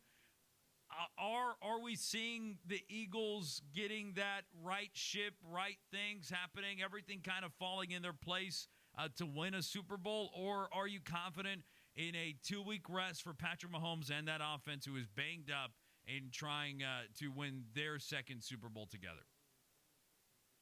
Yeah, I think obviously, Mahomes is going to be able to be healthier. So is Travis Kelce after having the back spasms this week. So I think it's going to be a great matchup. I think, you never truly doubt a player like Mahomes to get things done in a game like this. Their defense has been playing a lot better as well. So I lean towards picking the Eagles just because I think their roster is just like overwhelming at points. Like you have a guy like Hassan Reddick, like people kind of forget they traded for Robert Quinn before the deadline, and like it hasn't mattered at all. Yeah, like, he's been injured, right? But it's like they just have this guy just like waiting in the wings, and he's not even able to play. And their pass rush is still the best in the league, so it's going to be a big challenge for the Chiefs. I am leaning towards picking the Eagles right now. I just think their roster is just so good, and like they beat the Niners. Obviously, they didn't really have to throw the ball. But, beating a team like the Niners and their defense that way, I think it makes them such a difficult matchup. So, obviously, if it gets into a shootout, I'm going to favor the Chiefs because they have Mahomes. They have the guy that's done that. But if the Eagles are able to control the line of scrimmage again, then I think it is going to be kind of a long night for Patrick Mahomes and company. But it's going to be an exciting one, man. I think there's a lot of fun storylines. Obviously, the Andy Reid, relationship, and obviously the Kelce brothers playing in it is fun. So I think this is a great Super Bowl. I think these are probably the two best teams all year long, and we don't get that a whole lot in the NFL. Sometimes there's usually an upset along the way. So I'm excited to see this one for sure. It's the one against the one. That's as simple as it can be. The number one team in the AFC taking on the number one team in the NFC. And it definitely will be entertaining. I expect the same thing as you do. Steven, I greatly appreciate you taking the time today. I hope we can make it work so you can come on the show next week while I'm in Phoenix, Arizona. But we'll figure something out because I want to dive into the Super Bowl with you as well. But, Steven, I greatly appreciate your time, my man. Yeah, happy to hop on, and looking forward to your coverage from Radio Row next week. That's super exciting. Appreciate it. And Steven, again, appreciate you. Steven Haglund, host of Guilty as Charged podcast. He's phenomenal. He is absolutely great, and there is only one reason we bring him on, and that's because he's great. There it is, Steven Haglund. We appreciate him. Take a break. We'll be back. You're listening to the Jose Gonzalez Show. 1430 ESPN Fresno, your local sports leader. Attention high school sports fans, are you an armchair official? You know, the parent or fan who constantly yells at the referees and loves to let everyone know just how bad you think they are. Well, if you think you could do better, then get in the game and prove it. It's time for you to suit up and make the calls where they actually count. Every sport in California needs more officials. Sign up today at highschoolofficials.com. If you're looking for new furniture, but long delivery delays are a concern, consider American-made designs at Fashion Furniture. Beautiful handcrafted furniture by Daniels Amish, Artisan Post by Vaughn Bassett, Trailways Amish, Benchmade by Bassett. Furniture you'll pass down through generations, and all available with normal delivery times. American-made quality at Fashion Furniture on El Paso across from River Park. There's nothing like it in all of California. Need cash? If you've got a car, we've got the cash. Clausen Honda wants to buy your car. If it's running, we want your late model Toyota, Hyundai, Kia, Subaru, Acura, or Honda. Just call Clausen and ask for our VUP to schedule your appraisal appointment. In just 10 minutes, you'll get your cash value quote. Yes, we are eliminating the hassle of getting rid of your used old car. So if you're ready to sell, we are ready to buy. Call Clausen Honda of Fresno today. If you've got a car, we've got the cash. Get cash for your car. Clausen Honda. Mike Dermanoel Jr. It's not all good news in the insurance markets. but giving people bad news late is unacceptable. I can't walk in there with bad news a day before a renewal. That's unethical and it's unfair. And that's not going to happen with us. We're going to give you the news and then go fight for you. Dermanuel Insurance Group, a division of Hub International. Learn more at dmig.com, license number 0757776. If you're going to create trust, you got to level with people. And we've been doing that. I love working on my cars, but I wish I had more space for my shop. Give General Steel a call. In business for over 30 years and with over 5,000 five-star customer reviews, General Steel can help with projects ranging from RV storage and garages to churches, workshops, and even major construction for Fortune 500 companies. And all General Steel custom buildings are backed by our 50-year warranty. But that's got to cost a fortune. Actually, General Steel buildings are more affordable than other building options. And thanks to our highly efficient construction, you can go from dreaming it to enjoying it in no time. I need to give the General a call. How do I get more information? Call 866-96-STEEL or visit mygeneralsteel.com to find out what General Steel can do for your home or business. That's 866-96-STEEL. Our team will answer your questions and offer you a customized quote. Just call 866-967-8335 now or mygeneralsteel.com. Milk, eggs, $42. Ma'am, you okay? Need bucks? With Jackson Hewitt, don't wait weeks for the IRS to send your tax refund. Come in now for up to $3,500 with a no-interest, no-fee refund advance loan when you file your taxes. That's up to $3,500 today. Don't let high prices get you down. When every dollar matters, it matters who does your taxes. So get to Jackson Hewitt today. For eligible clients, loans by Republic Bank and Trust Company. Details at jacksonhewitt.com.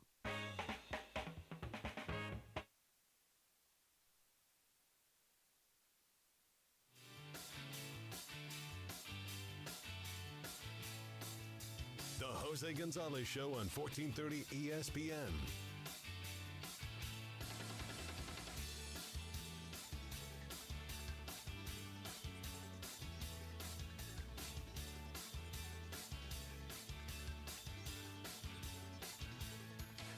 The Jose Gonzalez Show, Monday through Thursday, 7 a.m. and on Fridays, beginning at noon, here on your local sports leader, 1430 ESPN.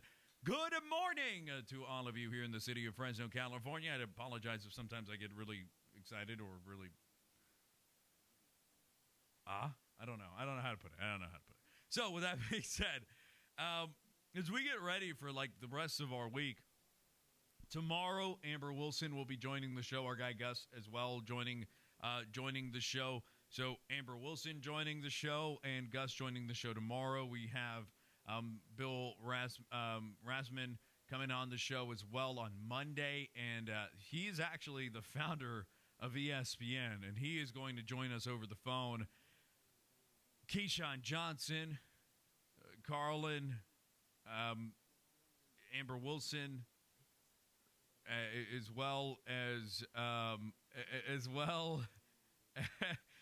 Bill Rasman. We have Evan Drellich coming on in this month as well. So we have tons of guests coming your way, and tons of guests that have come on the show. Still to come, Keyshawn Johnson. And is there a name that I'm forgetting on this list? Jason Fitz. Jason Fitz. Yeah, Fitz has come on the show as well. He came on yesterday and talked a little bit about the Raiders. So we have tons of guests lined up. We have other guests lined up.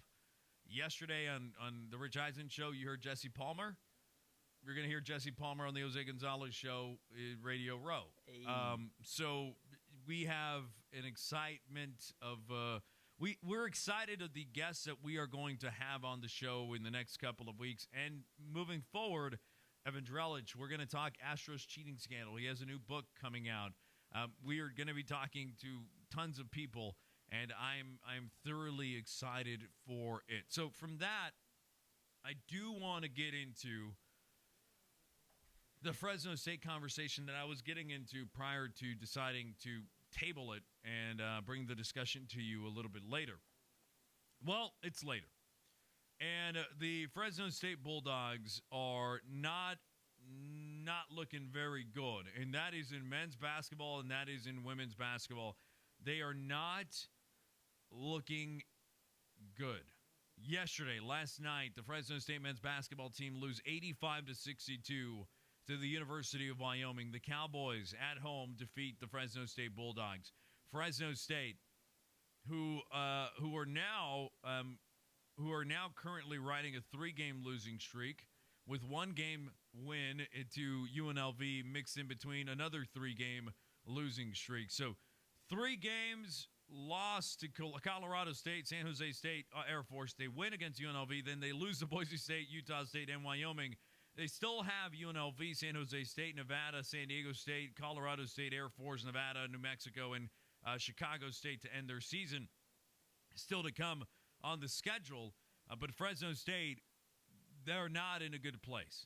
Fresno State is not looking good right now, and Fresno State has some things to worry about because when you look at the Mountain West and you look at where the Mountain West Conference is standing and you see that the Mountain West Conference has just gotten better.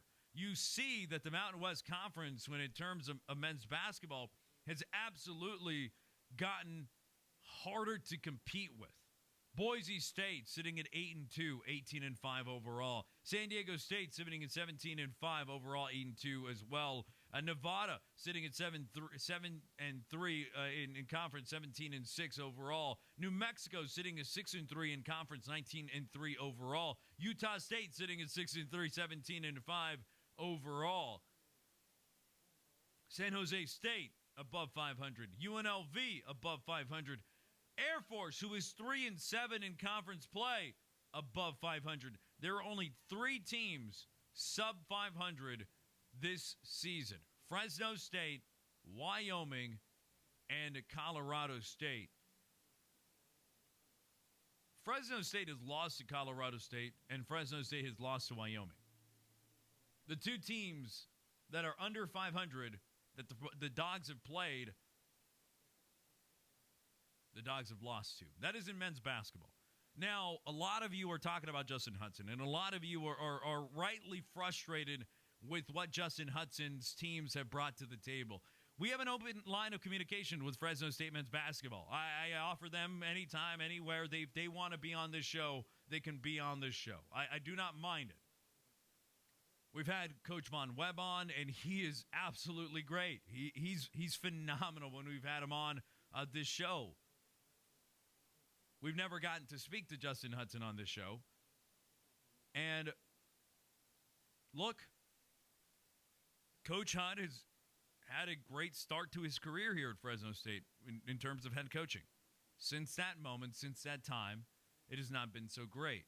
Now, you can make excuses, and, you rightly can, and you rightly will.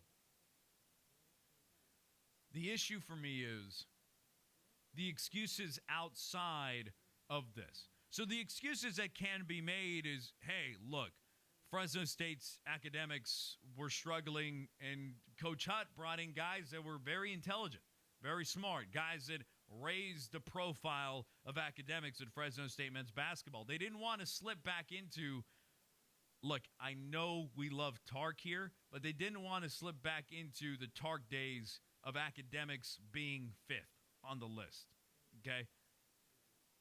So Coach Hutt does the right thing, brings in guys that raise the academics. Coach Hutt does some really good things early on in his time. Those are some of the excuses. Other excuse, there is no financial backing from the university. None whatsoever. They share gyms.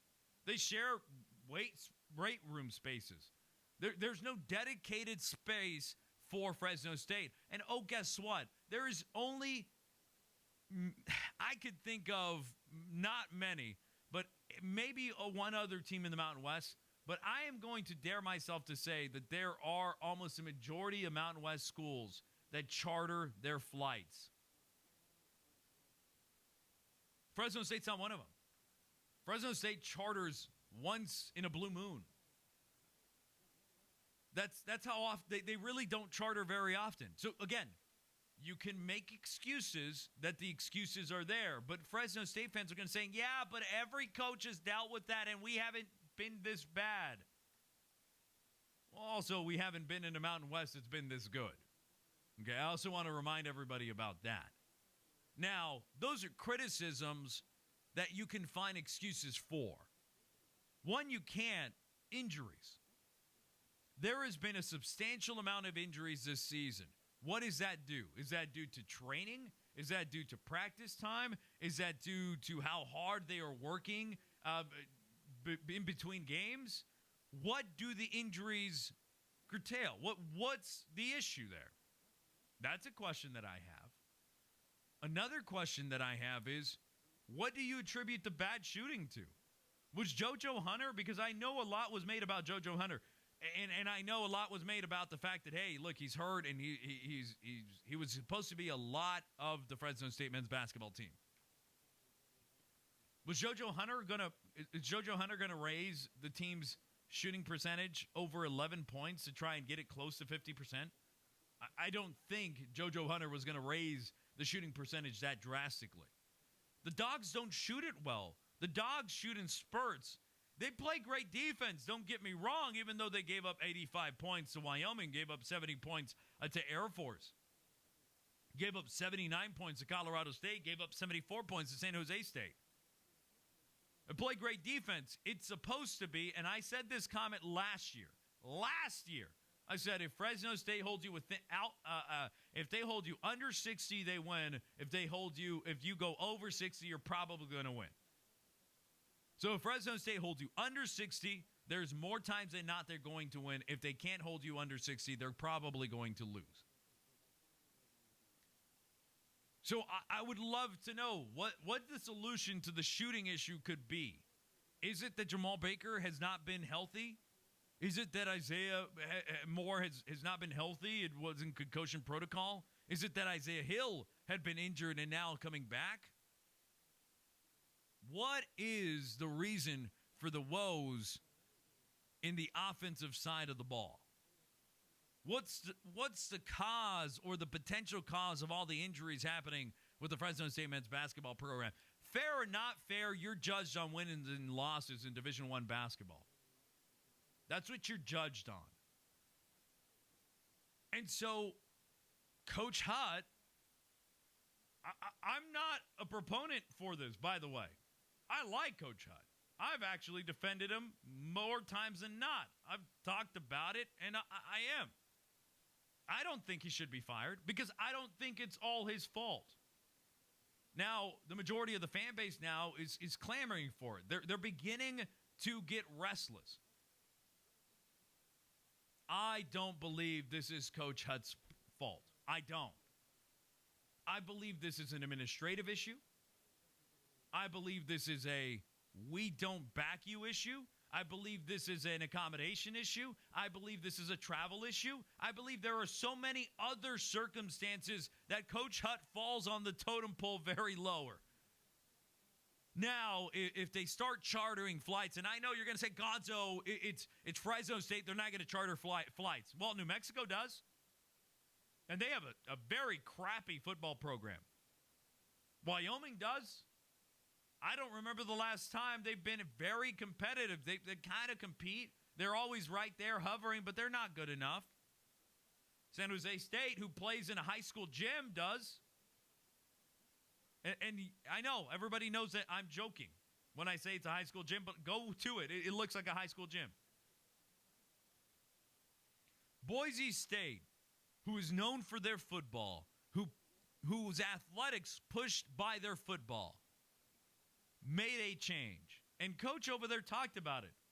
We made a change. We hired more people. We began to fix the problems. How can you point at Coach Hutt when there are so many issues before you get to Coach Hutt? Coach Hutt isn't the problem. He isn't. Why aren't we talking about the Fresno State women's basketball program? Why? This is a prestigious program. We talked about men's basketball.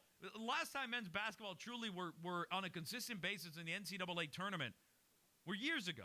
It was years. Even Rodney Terry didn't make it every single year to the NCAA tournament, even though everybody wants to romanticize the past.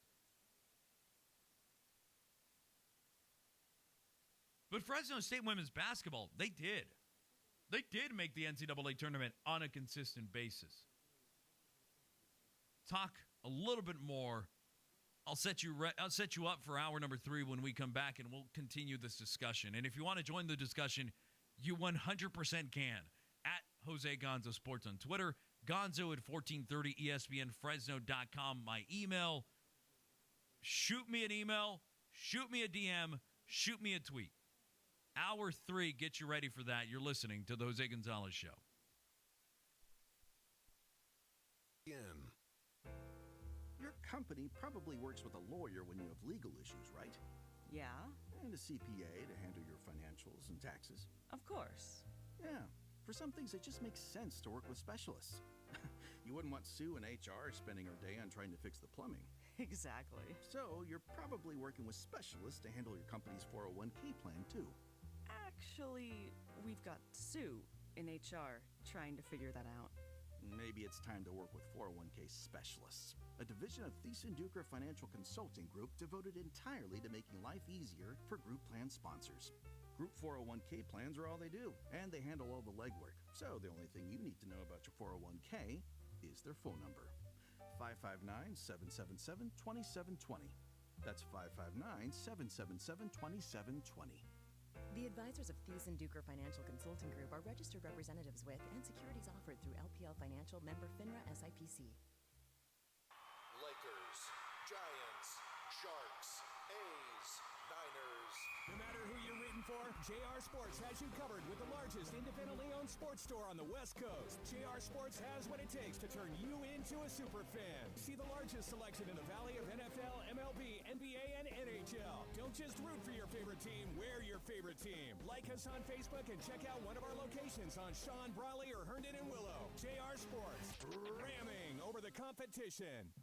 Around the valley, you can spot the beautiful custom sign work done by A-Plus Signs. A-Plus Signs is the premium electric and architectural sign company in Central California, working with many of the valley's most notable and high-profile developments. We manufacture and install custom-designed signs for businesses of all types and sizes. From retail storefront channel letters to freeway pylon signs, A-Plus Signs can help your business look its best. Visit aplussigns.com for information and examples of our work.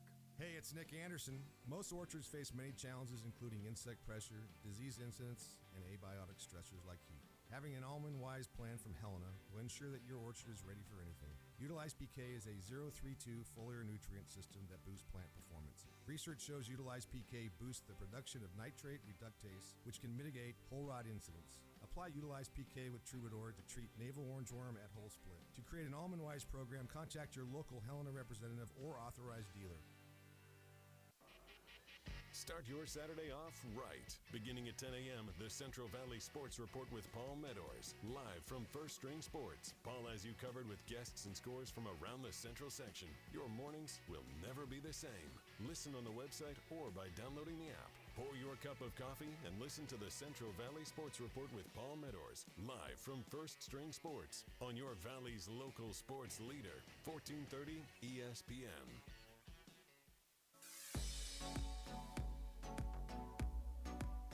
Coming up, hour number 3. We'll still and continue this Fresno State basketball discussion. It's no longer a men's or women's basketball. It's a Fresno State basketball discussion because both teams are underperforming drastically. What is the problem? We'll talk a little bit more about that. Keyshawn Johnson joining the show. We had a conversation with him yesterday. We played that at about 9:20, and as soon as we finish that conversation, we'll dive into Love It or Leave It. You're listening to the Jose Gonzalez Show.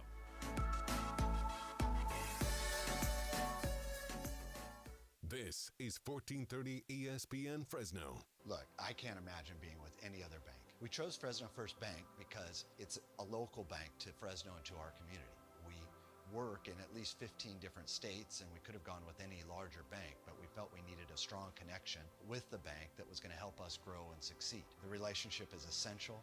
They're always there for us. They're close, they're connected, they're part of our community, and it's a huge part of our business. At the end of the day, it's all about trust, and that's what we get with Fresno First Bank, day in and day out. What keeps you up at night? If you're a CEO, it's probably cybercrime. If you've ever been the victim of ransomware, phishing scams and computer viruses. They are the most persistent and deadly threats that a business owner faces in today's e-commerce environment. Don't fall victim to cybercrime. Get to know M-Cubed Technologies. Nobody hates cybercrime more than the geeks at M-Cubed. Rest easy. Call M-Cubed Technologies and sleep tight. The Valley's premier IT and cybersecurity answer. Bulldog Basketball is back and heating up the Save Mart Center. Don't miss any of the exciting action as both the men's and women's basketball teams take on the Mountain West this season. Make sure to bring the whole family to root for your hometown Bulldogs as they compete for that Mountain West championship Fresno would love to bring home. Tickets start as low as $5 for select games. Grab them at GoBulldogs.com today, and we'll see you at the biggest party in the Valley. Go Dogs!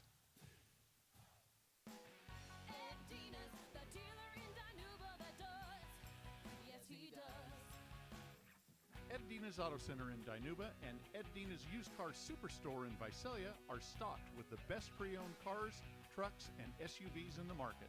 And we never marked up pre-owned prices, so you'll always find great vehicles at great prices. The most popular brands, the most popular models. 2 stores full of great vehicles. Finding the car you want has never been easier.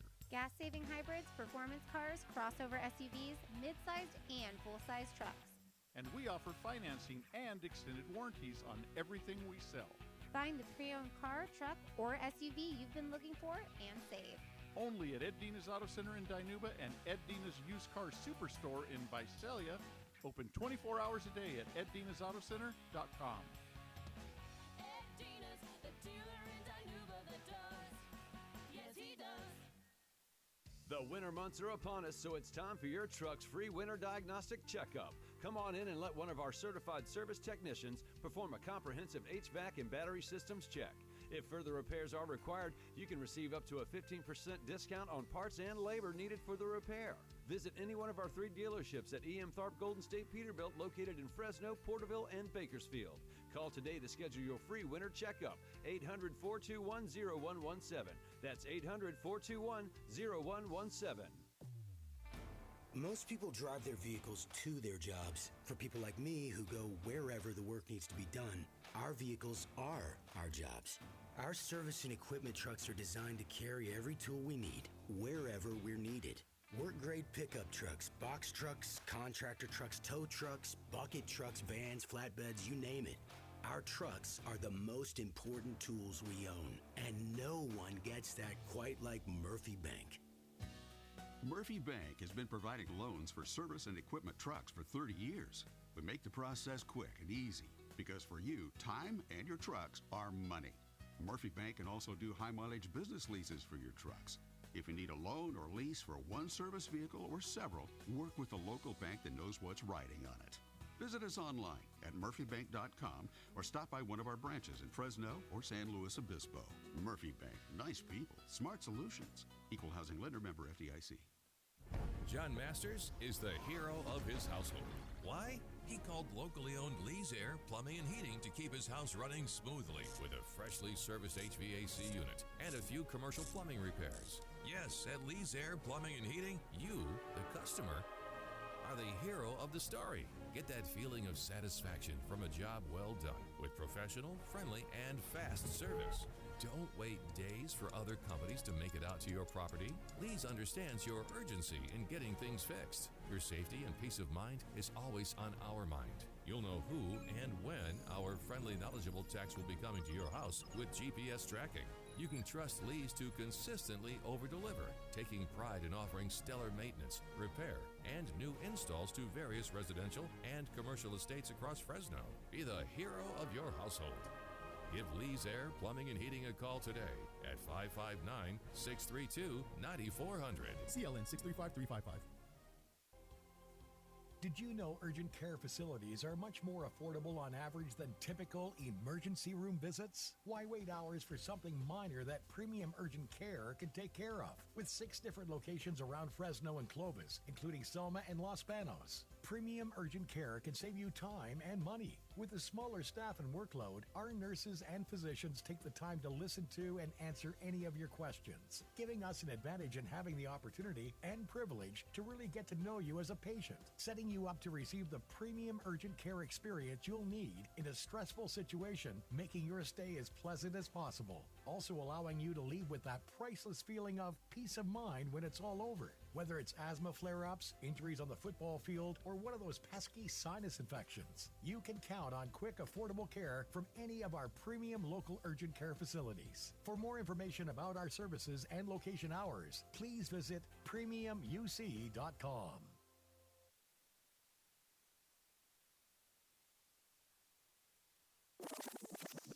You're listening to the Jose Gonzalez Show, KFIG Fresno, 1430 ESPN.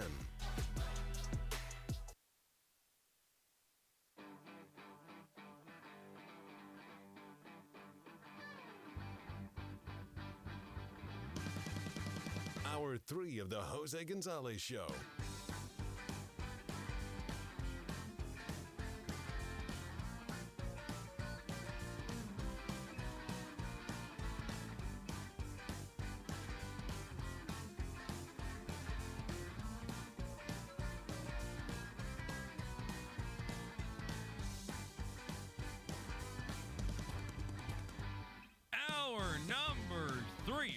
Gonzalez Show begins right about now, just 5 minutes past the hour of 9 a.m. here in Fresno, California. Appreciate every single one of you that joins us Monday through Thursday, 7 a.m. and on Fridays beginning at noon. Okay, so make sure to follow us on social media. Make sure to go and download the app. Go to the website, 1430ESPNFresno.com. And like I said, you want to join the conversation, tweet at me, DM me, Jose Gonzo Sports, Gonzo at 14... Gonzo at, or Aroba, whichever one you want to call it. Gonzo at 1430 ESPNFresno.com. 1430 ESPN Fresno.com. That's my email address. You can email me as well and to join the conversation. Because I do want to know what you guys believe in Coach Justin Hudson, what the belief system there is for him. Should he continue as the head coach of the Fresno State Bulldogs? And if you believe he shouldn't, why? Why isn't your pressure on the administration? Why do we always keep our pressure on the head coach when in reality the administration at Fresno State has not done enough for Fresno State men's basketball? Let's be very straightforward. They have not. And if they want to call me, they have my number. If they want to call me and tell me what they've done, that I'm all ears. If I'm wrong, I'm wrong. I will accept my wrongs. I'm not like others on the air, and I'm not like others on the radio that are wrong and no, I never said that. I never did that. I never went that road. I never made a mistake. I make mistakes all the time.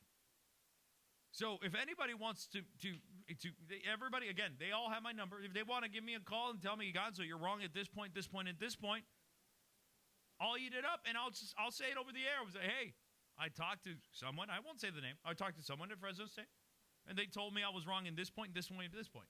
And they gave me the straightforward facts. And guess what? I was wrong. And I will eat that. But what I won't eat is believing that all the fault is on Coach Judson Hudson. I won't eat that because it isn't. This program has not looked good. That is a certainty. This program hasn't won a conference game on the road. That is a fact. This team is always injured. That is a fact. This team can't shoot the ball from the perimeter, from behind the arc. They can't shoot. That is a fact. What's also a fact is they don't go on charter flights. What's also a fact is there is no monetary backing of the Fresno State men's basketball program. We talk about how NIL has fully driven a lot of this stuff. That has to do a little bit with that. Same is said with Fresno State women's basketball, right? Haley and Hannah Cavender leave for the University of Miami because, hey, it's Miami. It's better for them in their marketability. It's better for them to make more money. They now have podcasts, this, that. Now their game has suffered. They're not playing very well. But, hey, game after basketball matters. They're not going to be professionals. They're not going to be playing in the WNBA. Haley and Hannah Cavender aren't. And I'm not breaking news to anybody. They're great ball players. They are. They were fantastic here at Fresno State. While they were here at Fresno State 2019-2020, 12-2 conference record, 25-7 season record. 2021, 2022, 11-18, 7-10. They left. That is a big piece of that. And this year, they have not done any better. 2020, 2021, 17-11, 12-6. The last time Fresno State women's basketball made an NCAA tournament, made the NCAA tournament, because, again, during that time where they lose inexplicably, in that game against Wyoming in the championship game, they made the NIT. And again, I remember that. I was calling those games. So I know the team very well. I was calling those games very recently. The last time Fresno State made the NCAA tournament, women's basketball, 2014. They got beat down by Nebraska, number 4 seed at the time. But the last time they made it was the 2013-2014 season. 2013-2014 season. Coach Reagan Pebley. After that, Fresno State has not made the NCAA tournament. The last time they made the tournament, their head coach was Reagan Pebley. She then leaves. In comes Coach Jamie White. And Coach Jamie White, since 2014-2015, has had some really great years. 23-10 her first season, 22-12 her second season, 18-15 and a decent year. Not a decent year, but a down year, 2016-2017. Then she follows that up with the 17-15 season. In 2018, 2019, 19-13. Okay, that's a little bit better. We're seeing progression again. We're seeing a turnaround in the program. 2019, 2020, I was a part of that season as well. Near the end, I was calling all of those games. 25-7, 12-2 during conference play. And I actually, Gabe Camarillo was sitting right next to me when I called the San Jose State win on the Save Mart Center floor when Fresno State won the Mountain West Conference Championship on that toss from Delaney to Maddie Udy inside the paint. Up goes Maddie Udy. I have the call, and I remember it very well. And Maddie Udy off the glass and in scores. Fresno State is the champion of the Mountain West. But they were undefeated for the majority of that conference season. They were amazing. Maddie Udy, Ali Gomez, Delaney coming off the bench, Kendall Kinzer, Hannah and Haley Cavender, Witala Mata. Right? They had a great crop of girls and women that did amazing things, that did phenomenal things. And I have been blessed that been watching them and calling those games. I was lucky. The following year, I was the main play-by-play on radio. 17-11 in 2020 to 2021, 12-6. They made it to the Mountain West Conference Championship game in back-to-back years. And in both years, they fall apart in the championship game. 2020, 2021, I remember that very well because they scored a whopping 2 points. A whopping 2 points in the third quarter. A whopping 2 points in the third quarter. With Haley and Hannah throwing up bad shots. Ali Gomez trying to settle the things, but she couldn't find the bottom of the bucket. Maddie Udy couldn't find the bottom of the bucket. She was hurt, by the way, later on in that season. And she was still playing hurt and injured. Then they get an extra year of eligibility, and you go, oh, 2021 and 2022 is about to be lit. Is that how they say it? I feel like that's the right word. Yeah? Yeah. Okay. I think that's it. Okay. I just wanted to make sure. 11-18, 7-10. That's the record. And why was that the record? Because two of the absolute cornerstones of this program inexplicably transfer. They leave. No explanation. I know the reason, but no explanation. No nothing. They're gone. Two of the cornerstones of the program that went through all of everything. They went through that 17 and 15 year. They went through the struggles of this program. In Matty Udy and Ali Gomez, they transfer. Udy goes to Long Beach State, and Gomez goes to North Texas. And Fresno State goes 11 and 18, 7 and 10 in conference play. And this year, Fresno State women's basketball is 8 and 15, 1 and 9 in conference, 0 and 9 on the road, and have currently lost their last 6 games. So again, the same way we can have this conversation about the men's basketball program, we should have the same conversation about the women's basketball program. Both are struggling. What can fix both of these programs? What needs to be done? What's the issue? What's the problem? Why can't they compete? Is it both head coaches? Is it one head coach? I told you, I don't believe Justin Hudson is the problem. Jamie White has won with Fresno State. Hasn't as of recently, but she also hasn't made an NCAA tournament. Justin Hudson had that run early in the career, but he's also hasn't gotten to the point. Fresno State basketball is struggling. Fresno State football is thriving. It's absolutely thriving. We will wait to see what Fresno State baseball does. But basketball is hemorrhaging right now. The fans aren't happy. The Red Wave is not happy. And you see it all over social media. I get comments, I get emails, I get into the conversations, and I hear what people are saying.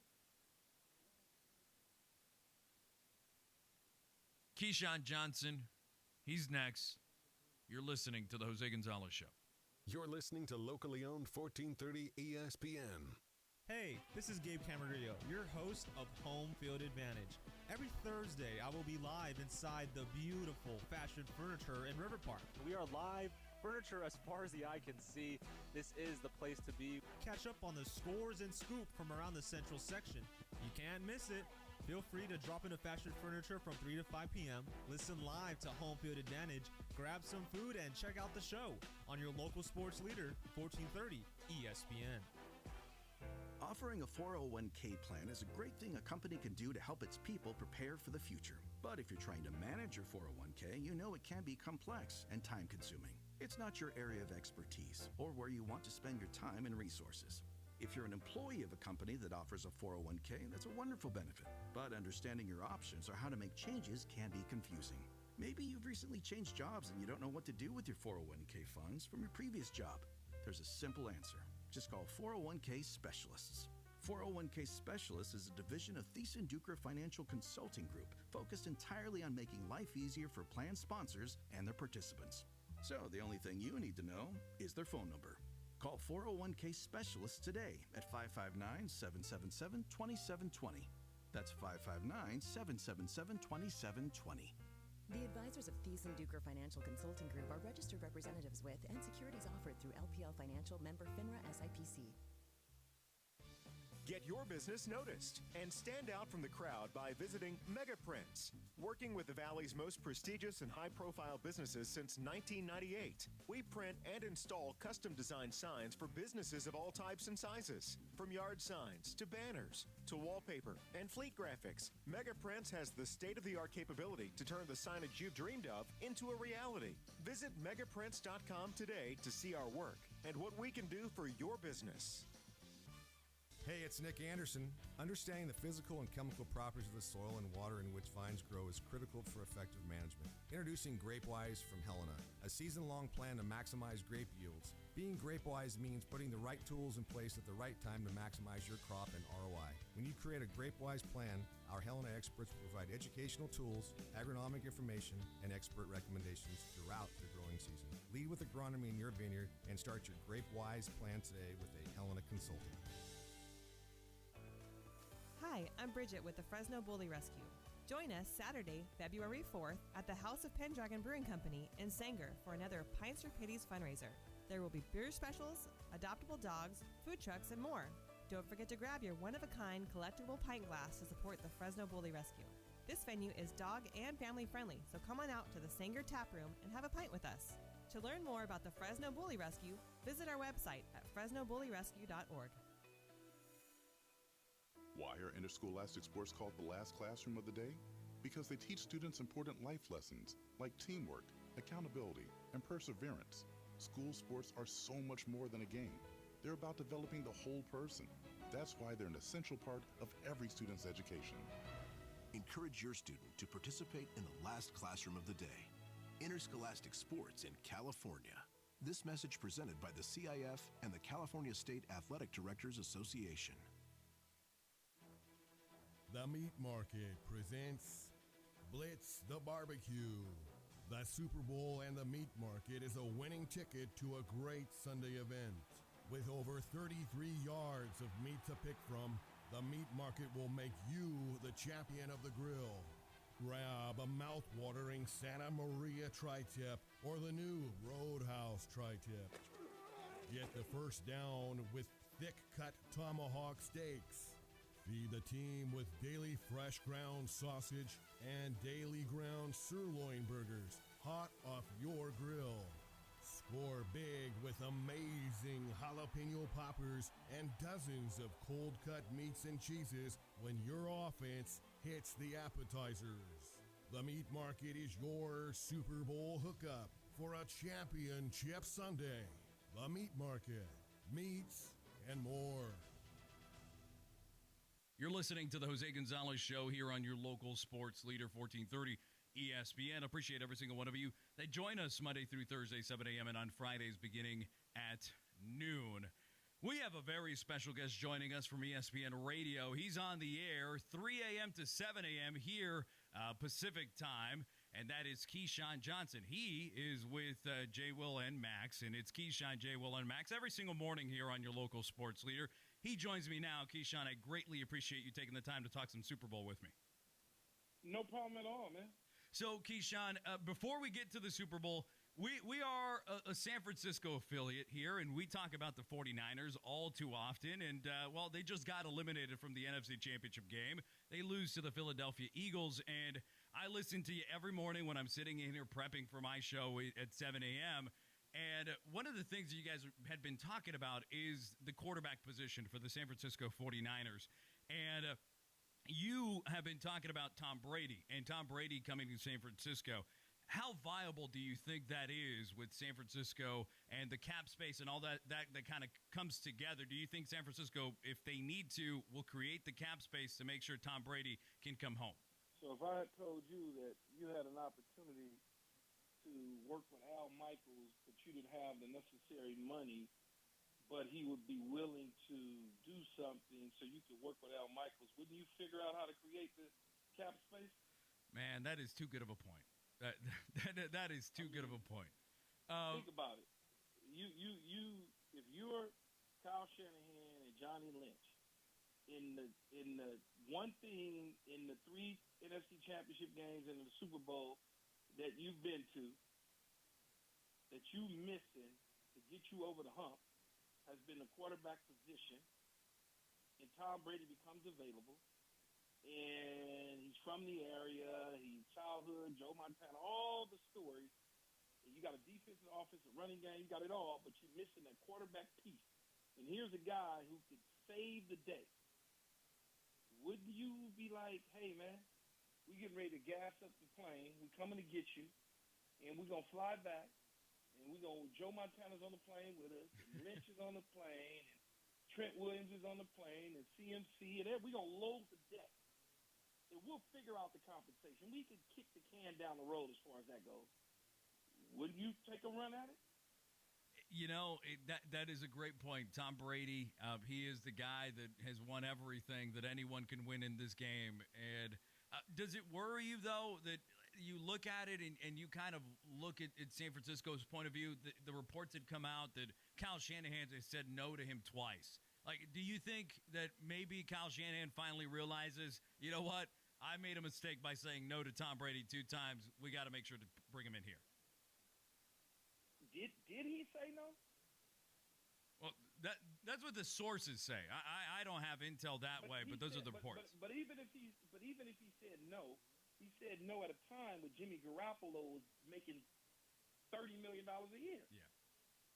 So of course, there's no room for you right now with the salary cap. Okay, so we have an available spot. We would have had to create a spot for you back then. I doubt that he said no to him like, oh, we don't want you because you can't help us. Yeah. No, I agree with you. I see your point. So from the 49ers and their potential at what they could do next season, I want to talk about the Super Bowl because when I look at this Philadelphia Eagles team, were you impressed with their offensive performance against San Francisco, or do you or are you on the side of thinking, hey, they didn't have to do much against San Francisco. They didn't have to put pedal to the metal there, so I'm going to take what they did offensively with a grain of salt. That's probably right. I'm just going to take what they did offensively with a grain of salt. They didn't have to do much. They didn't. Because San Francisco couldn't do anything. So we can run the football, we can beat them up, and then we get out of the building with a W and head to the Super Bowl. I mean, that's how you have to look at that. I think they're much better offense than what they showed the last 2 weeks due to the injury of the quarterback. They're going to have to show more against Kansas City and Patrick Mahomes to win it, and I think they will show more. Not that they'll win it, but I think they will show more. Now, the storylines are galore here with Patrick Mahomes, Andy Reid taking on the Philadelphia Eagles, Jason Kelce, Travis Kelce going against each other on that side. It's going to be very intriguing to see if that offensive line of the Kansas City Chiefs can hold that really ferocious defensive line of the Philadelphia Eagles. One of the things that surprised me the most was it felt like Cincinnati didn't come after Patrick Mahomes to make him roll quite often. I think the question here is looking at that sack-heavy defensive line of the Philadelphia Eagles. How do you think that ankle in 2 weeks will respond for Patrick Mahomes and trying to get away from that ferocious Eagles defense? Yeah, it won't nearly be tender as it was Sunday night. I mean, it's a different ankle. Yeah. That's a different ankle, and he'll be 100% of football playing come Super Bowl Sunday. Everybody knows it'll be a different situation. I mean, it just will be. And you can tell at times he had tweaked it and got some sharp pain in there, but for the most part, when you tweak something and it gives a little snatch, that pain hovers for a few minutes, then it goes away until somebody kicks you or grabs it, and you can tell, but he still was able to do it on one leg. Yeah, Patrick Mahomes is absolute stud. And so one of the things that I've been very intrigued and I got ready to ask you is Andy Reid. Where does he rank on the head coach's totem pole for you? Where does Andy Reid land? Current head coaches or all-time head coaches? I don't want to say current. Let's go with the grand scheme of things. Let's go with all-time head coaches. Do you think he's entered the conversation, or does he need this Super Bowl to enter that conversation? Well, look, man. There's the Belichick. There's the Bill Walshes. There's the Bill Parcellses. There's the Andy Reids and the Mike Tomlins. That's kind of how I sum it up. I can't get into Don Shula. I mean, I saw Don Shula. I was in high school, right? I can't. You know, I can't. I can only go by what I saw. I never saw Vince Lombardi. I don't know what that is. I only know what I know, which is the guys that I basically mentioned. And he's in that group of those coaches, you know, Bill Parcells or Bill Belichick and Mike Tomlin, Andy Reid. I mean, however you want to slice it, those are the sort of guys at the top of the pinnacle for me. And Keyshawn, just because I've gotten into arguments here defending Mike Tomlin in this building, and I don't know how I've ever gotten into those arguments, why are you so high on Mike Tomlin? I'm very high on Mike Tomlin, so I don't want you to think I'm not. I'm very high on Mike Tomlin. I think he's a phenomenal head coach. Never lost. Always has a winning record, despite what roster turnover he's had, despite how aging the quarterback was at the end of his career. 4 or 5 years at the end of his career, he wasn't the same guy. But they kept playing him, and he was still winning football games with Duck Hodges and Mason Rudolph or whoever. I mean, like seriously. Yeah.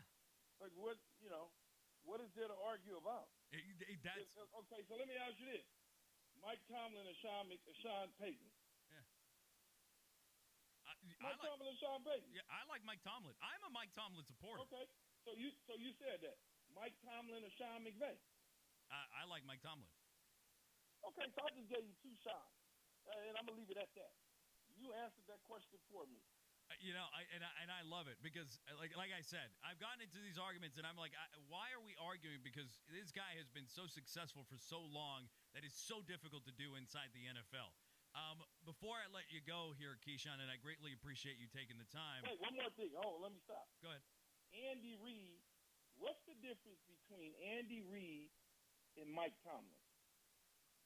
What's the difference? I would say that Andy Reid has had Donovan McNabb and Patrick Mahomes. Okay. And that's fair. He's had 2 quarterbacks opposed to 1. Mm-hmm. And on top of that, he's gone to AFC Championship games and lost. He's gone to NFC Championship games and lost. Yeah. He's gone to AFC Championship games and went to 2 Super Bowls. Andy Reid is now going to 2 to 3 Super Bowls. He only has 1 Super Bowl under his belt. He only has 1 Super Bowl under his belt. You see what I'm saying? So when you got them in a cluster, they're all kind of, that's all good coaching. Yeah. Yeah, Keyshawn, I'm going to play this for the person that I was arguing this point with. You just gave me a perfect clip. You know what he's going to tell you? What does he know? He doesn't know anything. I never liked that guy. That guy's he's just a selfish guy. He wrote a book. What does he know? I don't even know why he's on TV. They just wasted money at ESPN. That's what he's going to tell you. Well, he would be wrong because you're on the air, too, 3 a.m. to 7 a.m. right here, and you do a dang good job. And so the last thing I got for you, Keyshawn, is where are you leaning in this game? Are you leaning with Philadelphia? Are you leaning with Kansas City? I know we're still a week and a half away from this thing getting going, but what's your lean on these 2? More to come. That's all I can say. I got to wait to see. I appreciate it. Too early. Yeah, I appreciate that. And then, if people can listen 3 a.m. to 7 a.m. If I pick Kansas City and nobody gets healthy at the receiving position, they're undermanned. Mm-hmm. If I don't pick Kansas City and I pick Philadelphia, then all of a sudden some guy tweaks his ankle or tears his Achilles in practice. I want to wait. I just want to wait. All right. I appreciate that. I do the same thing every time I got to pick. Keyshawn, you can listen to Keyshawn Johnson on Keyshawn, J. Will, and Max every single weekday, 3 a.m. to 7 a.m. right here on your local sports leader. Keyshawn, I greatly appreciate you taking time to join the show. Thank you. No problem. Thanks. Keyshawn Johnson. Take a break. We'll be back. You're listening to the Jose Gonzalez Show. This is 1430 ESPN Fresno. Mike Dermanuel Jr. We were talking to a client about the coverages that they had, and we realized that the only reason they had them is because they were really super affordable. We were able to make some adjustments for them that kept them level from their prior year costs. We're having deeper conversations about things like that, and it's been paying off really, really well for our clients. Dermanuel Insurance Group, a division of Hub International. Learn more at dmig.com, license number 0757776. Lakers, Giants, Sharks, A's, Niners. No matter who you're rooting for, JR Sports has you covered with the largest independently owned sports store on the West Coast. JR Sports has what it takes to turn you into a super fan. See the largest selection in the Valley of NFL, MLB, NBA, and NHL. Don't just root for your favorite team, wear your favorite team. Like us on Facebook and check out one of our locations on Shawn, Brawley, or Herndon and Willow. JR Sports, ramming over the competition. Hungry? Visit the Chicken Shack, voted the best chicken fingers and wings in Central California. Grab in store or order ahead of time your fresh, never frozen chicken. Get them sauced and tossed with over 30 sauces and rubs to choose from. Not in the mood for delicious chicken? That's okay. We have a variety of salads, and our Shack burgers slap. Don't forget about Old Reliable and the always satisfying buffalo chicken fries. Get them and more at one of our 5 locations around Fresno. You're never too far from the Chicken Shack. Order online at thechickenjackca.com or come in today.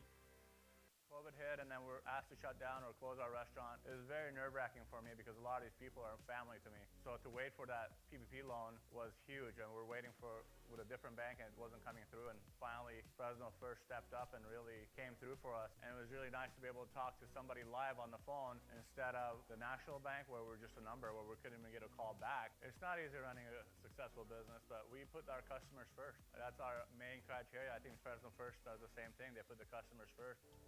What keeps you up at night?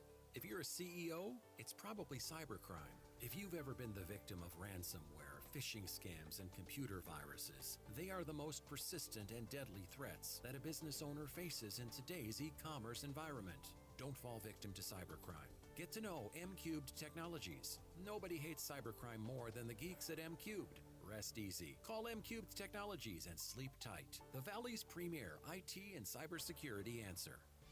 Get your business noticed and stand out from the crowd by visiting Megaprints. Working with the Valley's most prestigious and high-profile businesses since 1998, we print and install custom-designed signs for businesses of all types and sizes. From yard signs to banners to wallpaper and fleet graphics, Megaprints has the state-of-the-art capability to turn the signage you've dreamed of into a reality. Visit megaprints.com today to see our work and what we can do for your business.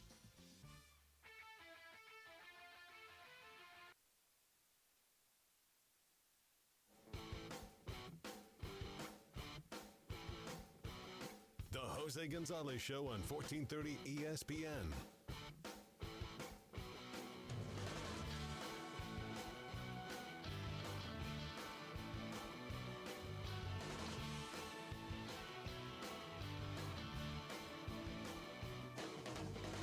The Jose Gonzalez Show, Monday through Thursday, 7 a.m. and on Fridays, beginning at noon here on your local sports leader, 1430 ESPN. Good morning to all of you here in the city of Fresno, California. Appreciate every single one of you that join us Monday through Thursday, 7 a.m.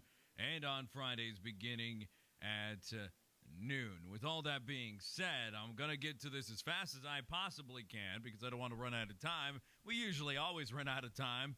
And that's okay. You know, sometimes 3 hours just isn't enough. And we get to those points, and then sometimes 3 hours like, whew, all right, we did that. So, with that being said, it is Wednesday. It is hour number 3, and that only means one thing. It's time to get a little controversial with Love It or Leave It. Gonzo breaks down the biggest questions in sports. Love it or leave it. You may disagree with him, but you're entitled to your wrong opinion. Love it or leave it. It's time for Love It or Leave It here on the Jose Gonzalez Show. It's a segment in which Justice asks me some questions. I banter it back and forth. I make a decision.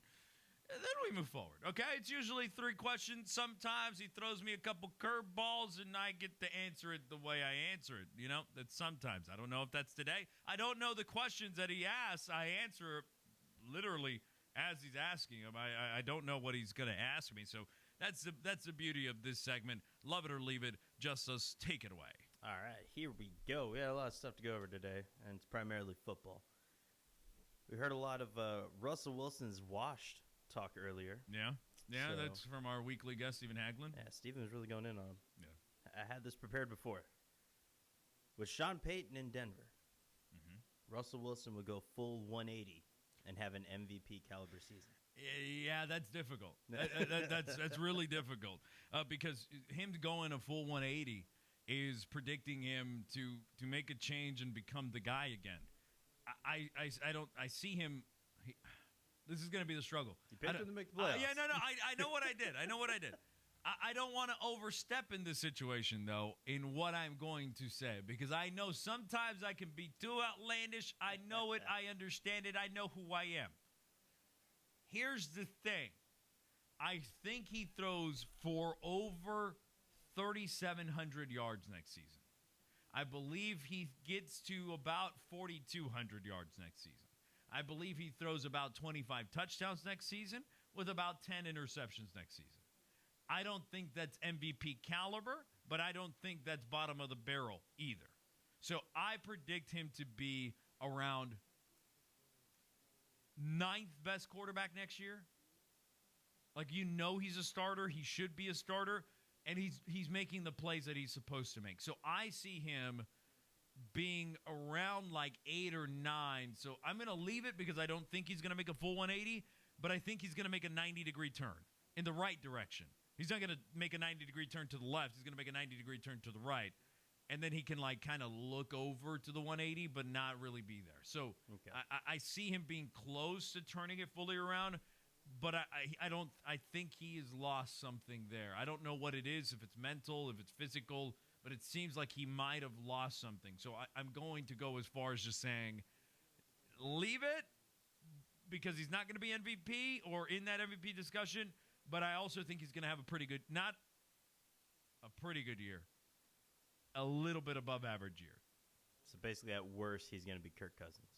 No, because Kirk Cousins throws to like 4,500 yards. He has like 35 touchdowns. Okay. Like Kirk Cousins, we bash Kirk Cousins on this show, but Kirk Cousins is a formidable quarterback. He's just not a quarterback that is winning a Super Bowl. Okay. So, there you go. All right, that's fair. So, with Tom Brady retiring, assuming that sticks this time, Buccaneers have the number 19 pick in the NFL draft. Yeah. Blaine Gabbert is currently their QB1. Mm-hmm. Will the Bucs trade up to try to get a quarterback? I with what? Like you would have to trade because, look, the 49ers jumping from the early 10s, so I believe the Niners were 12 or 13. Yeah, in that range when they traded up to get Trey Lance. They traded that year's pick, the next year's pick, and the year after that pick. They traded 3 first-round picks plus another pick in there. Mm-hmm. He traded 3 first-round picks, and that is a team that was so far out from that top that they had to trade so many. I think the key here is I think Tampa Bay can go get a quarterback that's a little bit lesser. And look, I don't believe that Jay Cantor will have a great NFL career. I know I'm saying the quiet thing out loud. I believe he's going to be a decent backup in the NFL. And that's not saying he's not good. You have to – look, there's 32 quarterbacks in the NFL. And there is 32 backups in the NFL. That means out of every year that the NFL is churning out backup quarterbacks, you can still remain a backup quarterback and make a decent living in the NFL.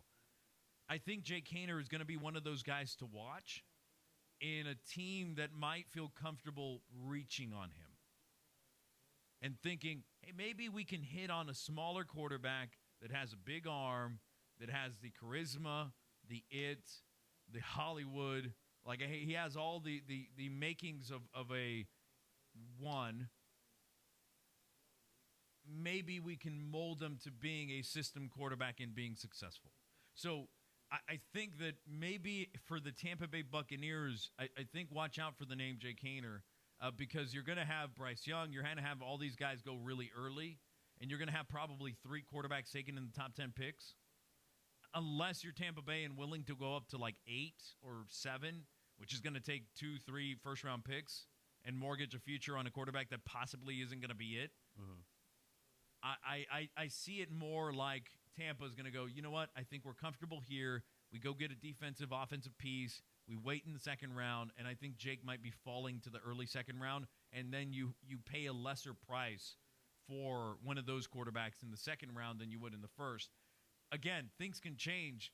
Coming out of the Senior Bowl is saying that Jay Cantor is having a really good time. Mm-hmm. He's having a really good outing and is showing everybody that he's capable. Maybe he goes to the combine, impresses a lot of people, and he immediately jumps into the first round. I don't see that happening, but there is a possibility of something like that happening because after the top 3 quarterbacks, there is like a drop-off, but we always see teams reach. right? Pittsburgh reached on Kenny Pickett. Some of these teams reach, and so I think that's probably what we're going to see. So, no, I don't see them mortgaging a future that they don't have after going after a quarterback that wouldn't even make them successful in the next 2 years because they're not that good of a team. So that's where I see that. They're not good enough to go and say, hey, look, we go get a quarterback, and then in 2 years we can be good. Yeah. If you do that and you mortgage a future, that's probably not going to happen. All right. So, another Tom Brady fun fact that I just happened to find when I was looking stuff up.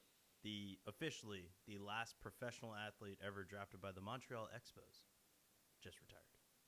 Oh, wow. He got drafted by the Expos out of high school, and they believed he was going to be an all-star catcher, and were willing to pay him big money. Yeah. So I was like, oh, cool. And he walked away from that to be a fifth-round pick? That's off the top of my head. To be a very late-round pick in the NFL. Yeah. Out of the University of Michigan when absolutely did not know what was coming out. So that's insane to think. Like Kyler Murray turning down the A's and what they were giving is different because there was a thought that, all right, Kyler is going number one. Yeah. And he's going to get a nice, hefty bonus, and he doesn't have to go through the minor league system to get to the Major League Baseball. He's going to play 5 years, have his contract, make $15 million a year, and then he's going to get the big contract, which he has now gotten, and he's making more in the NFL than he ever would have made in Major League Baseball. So, yeah. Yeah, he made a tape apparently and sent it around a bunch of schools, and Michigan's assistant was like, yeah, we'll take a shot. Anyway, so this one isn't a love it or leave it question. It's a would you rather, just since we were talking about Tom Brady's accolades and whatnot. Okay. Whose run of dominance would you rather have? Tom Brady in the NFL or LeBron James in the NBA? Oh, that's okay. All right, I see what you're doing to me. LeBron James will forever be known as one of the greats, but the issue with LeBron James is that everybody second guesses LeBron James, and everybody second guesses his greatness. Everybody second guesses that he's a top 3 superstar, that he's a top 3 player of all time, that he's arguably the best player of all time. He's not too far away from passing Kareem Abdul-Jabbar for the all-time in points. And he is having another amazing year in his 20th season in the NBA, and he's not slowing down. He got to the rim against the Boston Celtics with ease when he went downhill and just put his head down and got to the rim. He was fouled, and that wasn't called. LeBron James is doing things that Michael Jordan didn't do later on in his career. And I know a lot of you say Michael Jordan, if he doesn't retire, they win more NBA championships. We don't know. We absolutely don't know that. LeBron James had a lot of controversy. So did Tom Brady. Tom Brady didn't win most of his Super Bowls or 4 of those Super Bowls until later in his career when he was past the age of 30. You won them a lot early, and then it took him a long time to get back there and start winning again. Or not winning again, but winning a Super Bowl. So when you think of would I rather have LeBron James or Tom Brady's career, Tom Brady had the less of the physicality part of it. Yeah, he did get hit, and yeah, he got hit from here to there. But LeBron James, he gets smacked. He's so big that officials don't call fouls for him. We see Joel Embiid, Giannis, all these guys that are drivers get calls, and LeBron James never gets those same calls. Michael Jordan got those calls. LeBron James doesn't get those calls. That's a difference that a lot of people don't talk about with LeBron James and Michael Jordan is that LeBron has gotten to so many NBA championships and lost. Tom Brady had some of the most historic moments. LeBron James came back 3-1 against the Golden State Warriors. Tom Brady had an undefeated season interrupted by Eli Manning of the New York Giants. I would say I'd rather this is difficult. I would rather have the career of Tom Brady. I would rather have the career of Tom Brady because he played great along the way, but he will forever be known at least as the second best quarterback of all time And, of course, in our consideration, my consideration, he is the best quarterback of all time. So, is that it? Yeah. All right. So, there you go. That's love it or leave it here. And so, with that, before we break here and before we get you ready for the rest of your day, I want to talk a little bit about the English Premier League and what is kind of happening on that. And also, Major League Soccer, which is around the corner, have officially began their partnership with Apple TV. The English Premier League spent $1 billion in the transfer window in January. Because, so for those of you that maybe don't understand it and don't know it, in soccer, there is transfer windows. So from the month of July through the month of August, there's 2 months. July and August, there's a transfer window, and in January, there is a transfer window. And what the transfer window is where you can approach a team, say, hey, I got $10 million for so-and-so, and that team goes, no, I wouldn't give them up from anything less than 15. They're like, how about 13? Yeah, we'll give them 13. And then you go and negotiate with the player and get a contract done. Or usually what the case is, you go to the player and say, hey, look, I have this contract. We want to sign you, and that's if the team gives you permission, and then you go and negotiate with the team on the contract fee. It's not like in baseball here, basketball here, NFL here, where you trade and there's draft picks, none of that stuff. It is literal money that you are giving another team for that player. The English Premier League did something that we have not seen in the month of January in years, and that is spend $1 billion in transfers, led by the owner, American owner, in Chelsea, who just spent gross amounts of money improving that team. But it wasn't just the top. It wasn't just the top. It was also the middle and bottom tier. As one of the teams that currently right now sits in regulation, which relegation is where a team goes from the NFL to the second division, or goes from the NBA to the G League. It goes from Major League Baseball to AAA. It's going down. You don't stay there. They spent the second most money in the English Premier League getting there, and the other leagues around the world are taking issue because the club Chelsea spent more money in this January window than La Liga, which is the Spain league, Serie A, which is the Italian league, Ligue 1, which is the French league, and the Bundesliga, which is the German league. Chelsea spent more than all four of those leagues combined in the transfer window. So it just tells you how much money Chelsea spent and how much money the English Premier League spent. And now there is an irritation coming from the rest of the European continent. They're asking UEFA, which is the governing body of the leagues, to impose sanctions, to impose restrictions, to impose something on the English Premier League to say, hey, you guys can't do this. This is making this an unfair transfer window. And a lot of us are going to say, well, big deal. You guys are big leagues. Spend the money. Compete. And the issue is there is more American owners in the English Premier League where we here are about winning a championship. And we here are about doing anything we can, right? If we were in the era of transfer windows, imagine the NFL. Wouldn't the Rams spend every penny on the dollar to go and get the best team possible? Wouldn't the New York Giants? Wouldn't the San Francisco 49ers? Wouldn't the Dallas Cowboys? Wouldn't the New England Patriots? They would all spend whatever it takes to win. There's a reason for the salary cap, right? We see it in the NBA. The Golden State Warriors are willing to spend all of the money possible to win an NBA championship. The Los Angeles Dodgers at one point, the New York Mets right now, we're seeing with Steve Cohen willing to spend as much money as possible to win a championship. And so we're seeing the effect in the English Premier League. And there is a drastic effect, and there is some change coming. Get you ready for the rest of your day when we come back. You're listening to the Jose Gonzalez Show. 1430 ESPN Fresno, your local sports leader. Every weekday, tune in to Sportsline, the Bulldog Hour, brought to you in part by Clausen